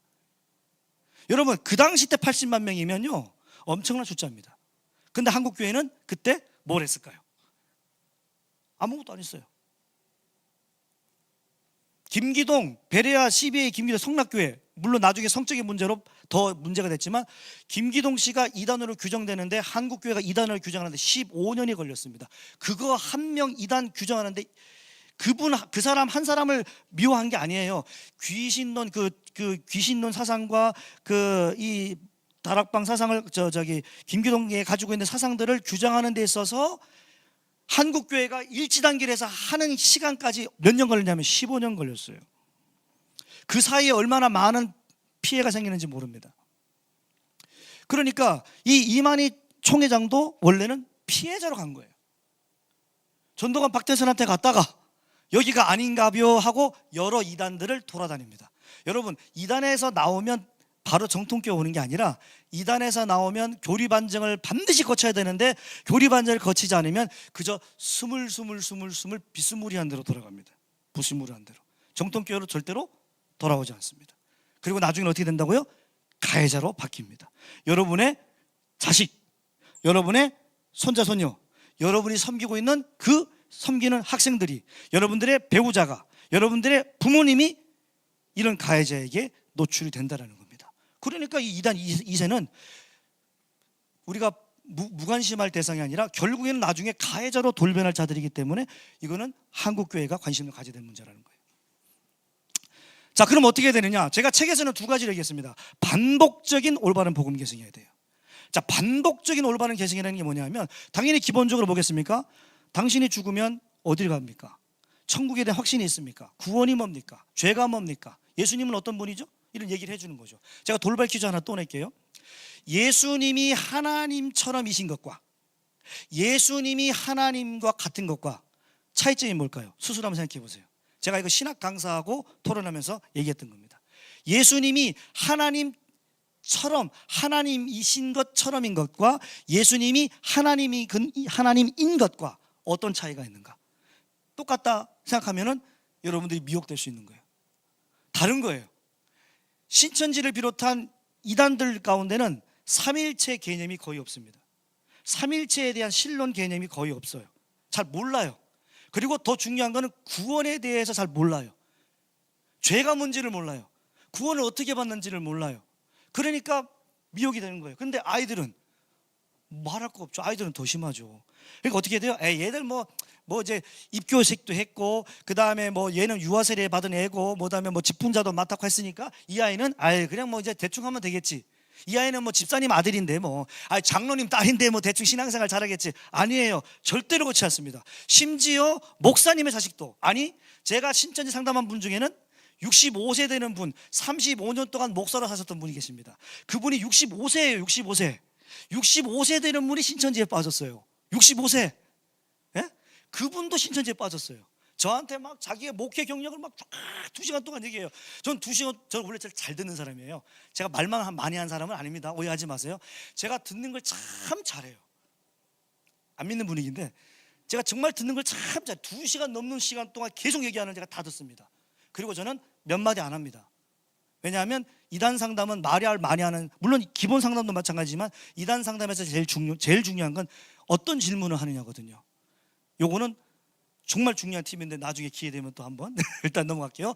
반복적인 복음 계승을 계속 하셔야 되고, 두 번째, 건강한 신앙 공동체를 제시해 줘야 돼요. 그러니까 우리 교회가 사람이 많이 모이니까 건강하다 이런 개념이 아니라 여러분들이 섬기고 있는 교회가 10명이 모이든 또 3명이 모이든 100명이 모이든 1000명이 모이든, 아까 우리 박호선 목사님도 얘기했잖아요. 지금은 많이 모이는 게 중요한 것이 아니고 소그룹으로 어떻게 연결이 네트워크가 되느냐. 이 아이들도 마찬가지입니다. 아이들이 이렇게 많은 곳에 아이들이 왔다고 그래가지고 그 아이들이 여기는 사람이 많네, 이제부터 내 마음을 열어야지, 그렇게 하지 않죠. 누군가가 나를 아는 척 해주는 한 사람이 중요하지 않습니까? 여러분 여기까지 올 때 어떤 분은 혼자 올 수 있어요. 어떤 분은 2-3명 올 수 있어요. 근데 어른조차도, 사람이 많이 모이는 곳에 어른들조차도 혼자 오면 어떨까요? 느낌이 이게 좀 뻘쭘하잖아요. 밥 먹으러 갔다 아까 이제 이상강 목사님 얘기하시는 밥 먹으러 가야 되는데 밥 먹으러 가는데 나는 혼자 왔어 여기에. 예를 들어서 아는 사람이 없어. 그럼 어때요? 뻘쭘하지. 에이 밥 뭐 무슨 밥이야 그냥 집에 가지 뭐. 근데 누군가가 아유 같이 식사하러 가시죠. 어때요 느낌이? 아 그럼 같이 갈까요? 여기 앉아서 같이 식사하시죠. 다르죠. 건강한 공동체라는 것은 뭐 어려운 게 아닙니다. 보편적인 예절을 보편적인 공감을 해주는 거죠. 그런 내용은 이미 중독 전문가분들이 얘기해 주셨기 때문에 그걸 참고하시면 됩니다. 어려운 게 아닙니다. 자, 그래서 요거를 조금 더 제가 실전적인 예를 5가지 요걸로 끝날 건데요.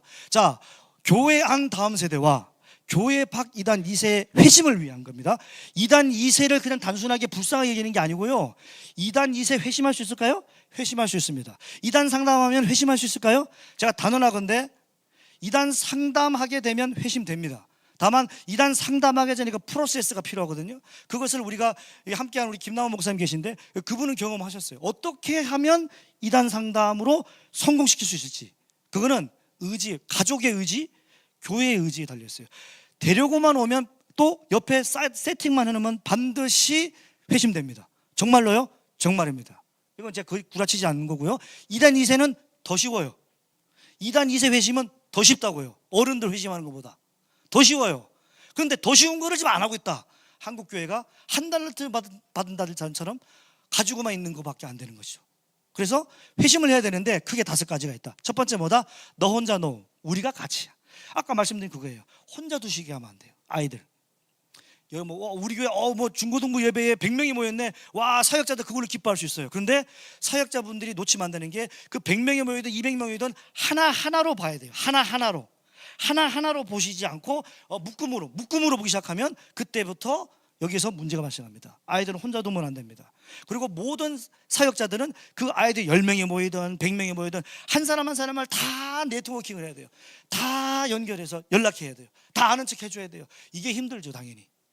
이걸 해줘야 됩니다. 2번째, 함께 나누는 신앙 고백이 굉장히 중요하죠. 그 아이가 혼자서 신앙생활 하는 게 목적이 아니잖아요. 설교를 들었어요. 중고등부 예배 왔어요.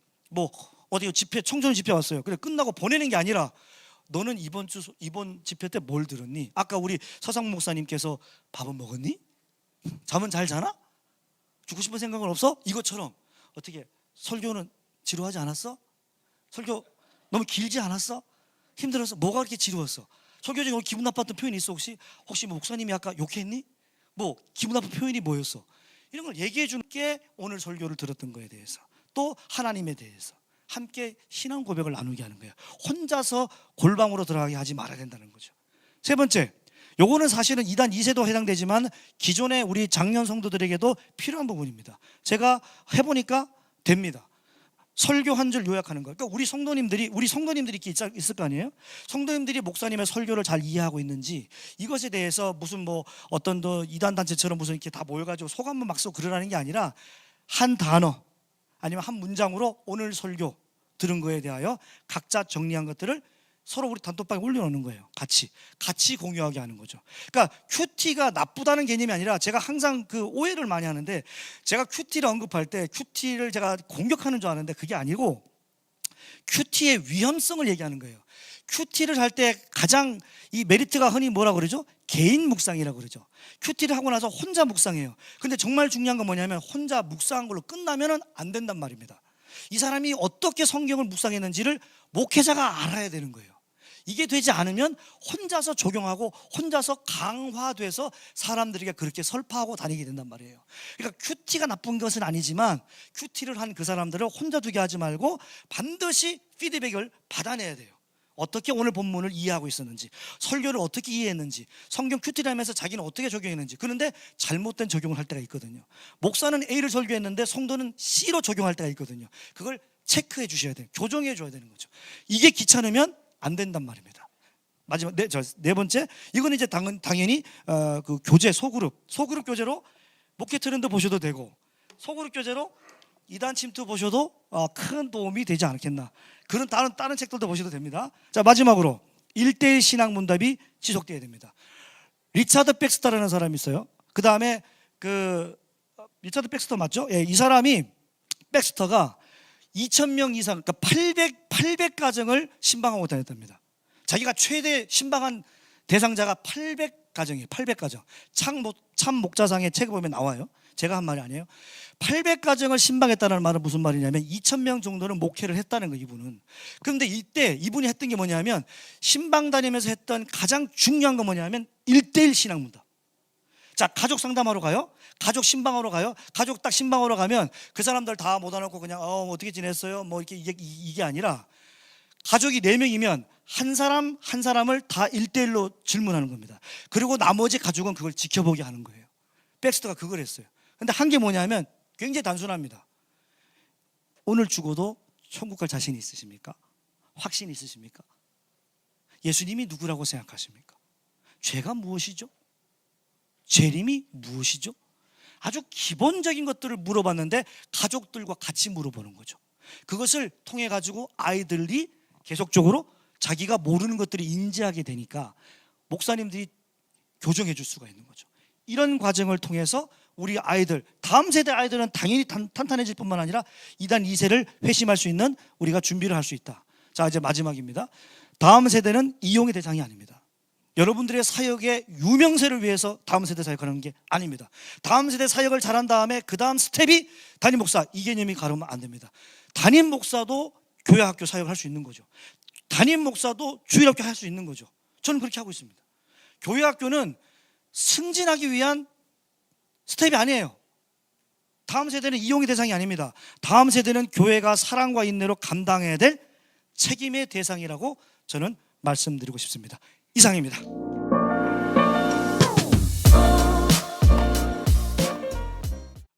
다음 세대를 살리고 키우고 세우는 교회, 다살 키세, 다른 거 다 잊어버려도 다살 키세 기억하시면 좋겠습니다.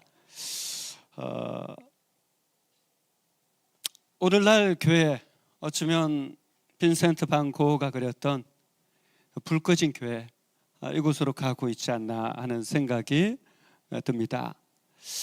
그러면 우리가 다음 세대를 정말 연구하고 고민하고 있는가? 저는 어떤 사역을 시작하든지 그 대상에 대한 연구를 10권 이상의 책을 가지고 계속합니다. 처음엔 그냥 읽고 줄치면서 읽고 줄친 것을 다시 고민하면서 읽고 마지막으로 줄치고 고민한 내용을 정리하면서 읽는데 여러분 한번 해보시면 좋고요. 담임 목사나 사역자, 다음 세대에게 이런 존재가 될 수 있을까? 정말 우리는 다음 세대를 위한 방패막이가 될 수 있을까? 고민을 해봤으면 좋겠습니다. 특히 이 시대 정말 사역자들은 사막에 꽃을 피우는 사람들처럼 그런 사람이 아닌가. 정말 힘든 시대지만 여전히 우리는 사막에 꽃을 피우는 사람들이다. 이런 정체성이 있으면 참 좋겠다 싶어요. 그러려면 예수님이라면 어떻게 하실 것인가를 많이 고민하셨으면 좋겠습니다. 저는 사역의 장벽에 부딪힐 때마다 다른 질문 안 합니다. 예수님이 지금 여기에서 이 사역을 하신다면 어떻게 하셨을까? 이 질문만 계속 반복해서 던집니다. 그러면 예수님이 하셨던 일을 오늘 이 시대에 맞게끔 할 수 있는 아이디어를 하나님이 주시고 영감을 주시죠. 또 예수님이 너무 부담스러우세요? 그러면 바울이라면 이 시대 사역자라면 어떻게 했을까? 이 질문을 반복해서 계속 던져보세요. 그러면 그 길이 보일 거고요. 지금 우리 사회 위기의 시대를 살고 있죠. 지금 우리나라에 지금 비상계엄 뭐 여러 일들이 있는데 여기는 광주 5.18 기념하는 그곳에 가서 제가 찍었던 겁니다. 광주 대학살이 있었고 그것을 어떻게 다루어 가느냐에 따라서 역사는 달라지죠. 오늘 우리 시대도 우리 사회 속에서 기독교가 어떤 존재로서 있느냐에 따라서 미래는 달라질 겁니다. 정광훈으로 대표되는 기독교 이미지가 강화된다면 기독교는 추락할 거예요. 몰락할 거예요. 이미 호감도에서 불교는 52%, 천주교는 48%지만 기독교는 14% 정도가 나왔죠. 이게 이제 심화되면 심화될수록 기독교는 섹터화되고 몰락으로 갈 수밖에 없을 겁니다. 그러니까 지금 이 시대 사역자들은 깊이 고민해야 됩니다. 그래서 기독교가 그 시대의 선지자적 영성을 가지고 그 시대의 문제를 풀어갈 수 있는가? 언제나 기독교가 선지자적 영성으로 그 시대의 문제를 풀어갔다라면 문제를 해결했지만, 그렇지 않은 경우에는 기독교는 계속해서 몰락으로 갔다라는 것을 우리는 기억할 필요가 있습니다. 자, 그런 의미에서 이제 위기의 교회에 대해서 우리 같이 좀 고민해 봤으면 좋겠습니다. 자, 합동하고 통합교단이 작년 말에 뉴스 보도에 따르면 1년 새 20만 명이 감소했어요. 합동교단이 11만 명, 통합교단이 8만 명 정도가 감소했죠. 예당 통합은 아주 구체적으로 통계가 나오는데요. 영유아부 54.3% 감소했다라고 나옵니다. 자, 정점에 비해서 한국 교회가 계속해서 추락하고 있죠. 정점에 비해서 작년을 기준으로 본다라면 5개 교단에서 210만 명이 빠졌습니다. 여러분, 이야기는 뭐냐면요, 앞으로 10년 동안 200만 명 이상 얼마든지 줄 수 있어요. 절대 이 사실을 놓치면 안 될 겁니다. 그렇다면 우리는 어떻게 해야 될 것인가? 다음 세대 사역의 방향성을 고민해 봤으면 좋겠는데요. 여러분, 구조적 변화에 대해서 고민하셔야 돼요. 지금 여기는 사실 저희 교회 옆에서 본 모습입니다. 여러분 앞에서 보셨는데 옆에서, 이 옆이 공원이거든요. 이 나무에 올해 엄청 눈이 왔었죠. 40cm 넘게 왔었죠. 저희가 살리기 위해서 어떻게 했냐면요, 이 나무를 타고 올라가서 이 눈을 흔들어서 떨어뜨렸어요. 그렇지 않으면 어떻게 됩니까? 이 눈이 얼으면서 무게를 견디지 못하면 이 아름다운 단풍나무가 다 죽습니다. 제가 이야기를 하고자 하는 것은 한국 교회가 이런 위기의 상황에서 각 교회마다 정확하게 진단하고 처방을 해야 살아날 수 있다는 거죠. 제가 담임 목사로 부임하고 나서 교육 전도사님 6분인 우리 교회 구조를 교육부서 전임 1분, 준전임 3분, 교육 전도사님 2분, 여고 예배 담당 1분, 이게 하루아침에 바뀌었을까요? 아니요. 1년마다 고민하면서 조금씩 바뀐 거예요. 그러니까 올해 같은 경우는 준전임 사역자 중에 1분을 전임으로 바꾸는 변화를 줬습니다.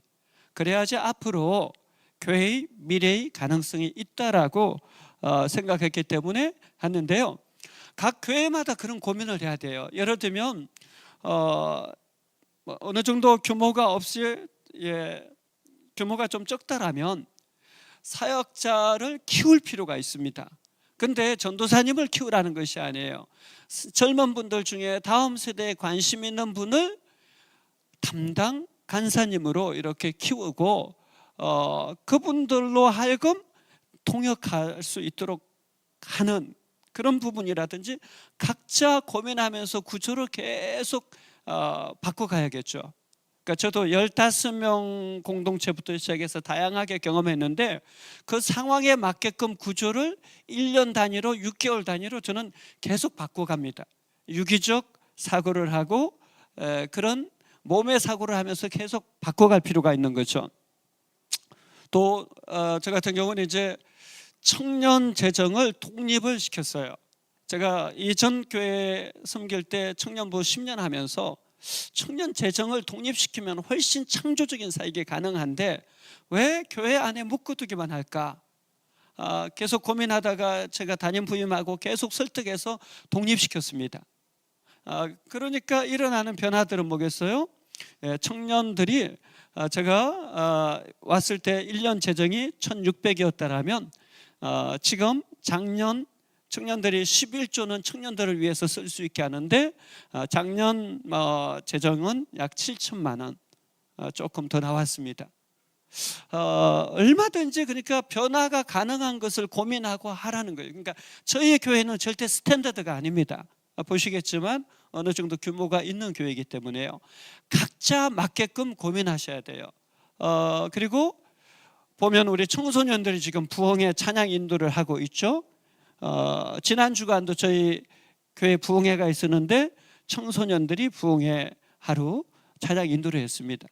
그러니까 또 청소년들을 교사로 세우는 훈련, 지금 어린이 영어 성경 동화학교에 청소년들이 교사로 헌신해서 사역하고 있어요. 저는 너무나 귀하잖아요. 담임으로서 저는 이런 아이들을 격려하는 것이 저의 역할이라고 생각해요. 그래서 그냥 카드 내줍니다. 목회 카드 내주면 알아서 맛있게 먹고 찍어서 보냈는데, 너무나 감사하잖아요. 중학생들 이렇게 청소년들하고 같이 할 수 있다라는 것이 영광이죠. 저도 이제 환갑이 얼마 남지 않았는데 이렇게 어울릴 수 있다라는 것이 축복이라고 생각해요. 그래서 혹시 담임 목회자들이 계신다라면 계속해서 다음 세대 지원, 지지, 후원을 멈추지 않았으면 좋겠다. 구조적 변화는 각 교회 상황에 맞게끔 고민하셔야 돼요. 그것은 부서 안에도 가능합니다. 제가 이제까지 사역하면서 이게 제일 적은 인원이었을 때는 15명이었거든요. 15명을 어떻게 하면 세워갈 수 있을까? 그 구조에서 할 수 있는 건 무엇일까?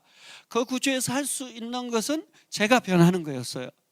제가 철저하게 15명의 아이에 맞춰서 저를 바꿔갔을 때 공동체 변화가 일어나더라고요. 그래서 여러분 각자 상황에 맞게끔 계속 바꿔가는 작업을 했으면 좋겠고요. 교회는 예수 그리스도의 몸으로 존재하는가? 그렇다면 교회 안에 다음 세대도 가르침, 복음전도, 치유, 회복 이 역사가 계속 있어야겠죠. 그러니까 여러분 교회 사역은 본질에 집중해야 됩니다. 저는 학원 복음화 협의회 모든 캠퍼스 선교단체 CCC, IBF, ESF, 예수전도단 모든 선교단체들이 가입되어 있는 캠퍼스 복음화를 위해서, 청년 복음화를 위해서 하는 학원 복음화 협의회 학복협회 공동대표로 섬기고 있는데, 그 학복협을 20년 넘게 저는 같이 섬겨왔습니다. 그러면서 발견한 것이 있어요. 여러분, 복음 전도와 사회 참여가 같이 만나면 그 공동체는 건강해집니다. 사회 참여만 남으면요 굉장히 쇠퇴합니다. 복음 전도만 남으면요 현상 유진합니다. 그러니까 결국 우리가 계속 고민해야 될 것은 우리가 섬기는 대상에 맞게끔 어떻게 접근해 갈 것인가, 그런 고민을 해야 되고요. 말씀의 공동체를 어떻게 세워갈 것인가 고민해야겠죠. 그러니까 저는 한 해에 다 세팅하지는 못해도 1년마다 계속 고민하면서 했던 것이 아기학교, 영유아부, 유치부에는 어린이 영어 성경 동화학교, 유년부, 소년부는 쉐마 스쿨, 하버루타, 큐티 모임. 각 연령대에 맞게끔 계속해서 맞는 교육을 한꺼번에는 세팅하지 못했어요. 1년에 하나씩. 이게 안 될 때는 2년 걸려서 하기도 하고요. 그리고 기도 없이 변화는 없습니다. 저희 부흥은 수적 부흥을 말하는 것이 아니에요. 진짜 예수님의 제자로 삼는 것은 저는 어느 세대나 기도가 필수라고 생각해요. 근데 사실은 우리 세대는 사역자들마저도 기도를 안 하는 것 같아요. 여러분, 기도 없이 영적 변화가 일어날 수 있는가? 저는 그렇지 않다고 봅니다. 우리 사역자가 한 영혼을 붙들고 기도해야죠. 저는 23살에 22살까지 막노동을 뛰다가 23살에 신학을 공부했어요. 그래서 군대 갔다 와서 이제 27살에 학부 3학년 때 사역을 시작했는데 제가 할 수 있는 게 없었어요. 설교도 어눌하고 말도 어눌하고 기타도 못 치고 할 수 있는 게 없어가지고 한 아이의 영혼을 두고 그 명단을 가지고 매일 기도했습니다. 매일. 그리고 하나님이 주신 생각들이 있으면 그 생각대로 매주 가서 헌신했어요. 제가 교육전도사 때 저희 교회 일주일에 3번 이상은 가서 봉사를 했거든요. 그러니까 하나님이 주신 아이디어로 기도하면서 계속 도전했을 때 변화가 나타나고요. 그다음에 저희 교회에서 하는 건데 계속해서 모든 세대의 제자 훈련을 반복해라. 유년부까지는 부모님 대상으로, 소년부부터는 각 세대에 맞게끔 제자 훈련을 지속 반복 집중해 가는 것, 이것이 저는 중요하다고 생각합니다. 창조적 도전과 실험을 어떻게 할 것인가, 산미, 재미, 흥미, 의미. 여러분 사역에서 이걸 담아내야 됩니다. 지금 세대는요. 삼자, 자립, 자치, 자생, 이것은 청년 사역을 의미하는 거고요. 삼원, 구원을 위해서 자원, 후원을 집중해라. 그 다음에 삼흠, 모험, 실험, 경험으로 가야 된다. 지금 이제 하나님을 경험하지 못하는 공동체는 앞으로 계속해서 추락합니다. 어떻게 하면 하나님을 경험시킬 것인가를 고민하세요. 그리고 하나님을 경험할 수 있다라면 모험하고 실험하세요. 저는 이것이 너무나 중요한 과제라고 생각합니다. 저희 교회는 뭐 여러 가지 했는데 사실 막 다 어렵다고 하는데 제가 약간 해서 폴리마켓, 지역사회를 위한 바자회가 있을 때 청소년들이 어린이들, 소년부 아이들이 폴리마켓을 하기도 하고요. 이제 뭐 비전 트립에 한 달에 5만 원씩 6달 동안 30만 원을 모으면서 독서, 일기, 큐티를 잘하면 그 아이들이 비전 트립을 떠날 수 있도록 나머지를 교회에서 이제 지원한다든지. 그러니까 꼭 그럴 필요는 없습니다. 제가 어린이 사역을 할 때 저는 비전 트립을 해외로 가지 않고 지리산, 치악산으로 데리고 갔어요. 봉고 한 대. 딱 그 인원. 큐티 훈련에는 한 4, 50명 참석했지만 잘라가지고 7명, 가장 열심히 한 7명을 데리고 가서 계속 전도시키고 집회하고 이런 식으로 했었는데, 또 어린이 여름 성경학교를 이 아이들이 교사로 세워가지고 저는 설교만 하고 나머지는 아이들이 하고, 다양한 방식으로 가능하죠. 다양한 방식으로요. 아둘람 공동체, 홀리 스피릿 네트워크, 스몰 그룹, 또 SNS에서 중시하죠. 저는 다음 세대 사역은 SNS는 필수라고 생각합니다. SNS는 선택의 문제가 아닙니다. SNS는 24시간 전도를 해요. 많이 고민하셨으면 좋겠습니다. 한 사람에 초점 맞추는 공동체, 우리 사역자들인데, 이 옆이 공원인데요. 길을 만들어 놓지 않으면 얼음 빙판이 됩니다. 다른 데는 다 녹아도 여기는 엄지여 가지고 쉽게 녹지 않아요. 누군가가 길을 냈기 때문에 이 길로 안전하게 달릴 수 있는 거죠. 가끔 우리 사역자들이 같이 하기 어려우면 저는 제 딸을 불러가지고 딸에게 막노동을 시키고 있는데, 한 뭐 많이 시킨 건 아니라 한 2번 정도 시켰어요. 그래서 아빠 도와줘, 아빠 힘드니까 같이 좀 하자 해가지고 초등학교 5학년이지만 썰게 하고요. 그래서 그런, 아무튼 저의 초점은 한 사람의 초점을 두고 광야에 길을 만들어 갔으면 좋겠다.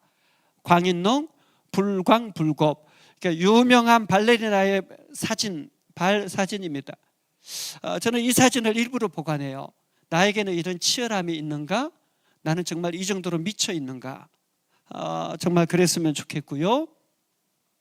우리는 일주일에 168시간을 세상에서 보내는데 1시간 교회 와서 보내는 시간으로 바꿀 수 있을까? 아니라고 생각해요. 그러면 어떻게 하면 계속 우리 주님과 동행할 수 있도록 할 수 있을까를 고민해야죠. 우리 사역자의 고민이고요. 다음 세대 사역자, 우리는 포기하지 않고 담쟁이처럼 계속해서 예수님의 사람들을 세워가죠. 우리는 상처 입지만 상처 입은 치유자이신 예수님의 발자취를 따라가는 사람이죠. 우리는 다음 세대와 함께 성장해가는 예수님의 사람들입니다. 메시가 어린 아이들과 같이 걷다가 이제는 같이 뛰는 것처럼 그렇게 했으면 좋겠고요. 우리 사역자의 특권은 다음 세대를 섬기고 다음 예수님을 따라가고 닮아가는 작은 예수가 되는 것이 아니겠는가. 마지막입니다. 참 시대가 어렵습니다. 그러나 예수님처럼 삶을 변화시키는 다음 세대 사역자가 됐으면 좋겠습니다. 정말 다양한 사람들이 있는데 우리가 혐오나 배제, 섹터화로 가는 것은 죽음의 길입니다. 다양한 사람들을 변화시킬 수 있는 능력을 어떻게 하든지 우리 자신부터 가졌으면 좋겠습니다. 여러분 한 분 한 분을 응원드리고요. 수고하셨습니다. 감사합니다.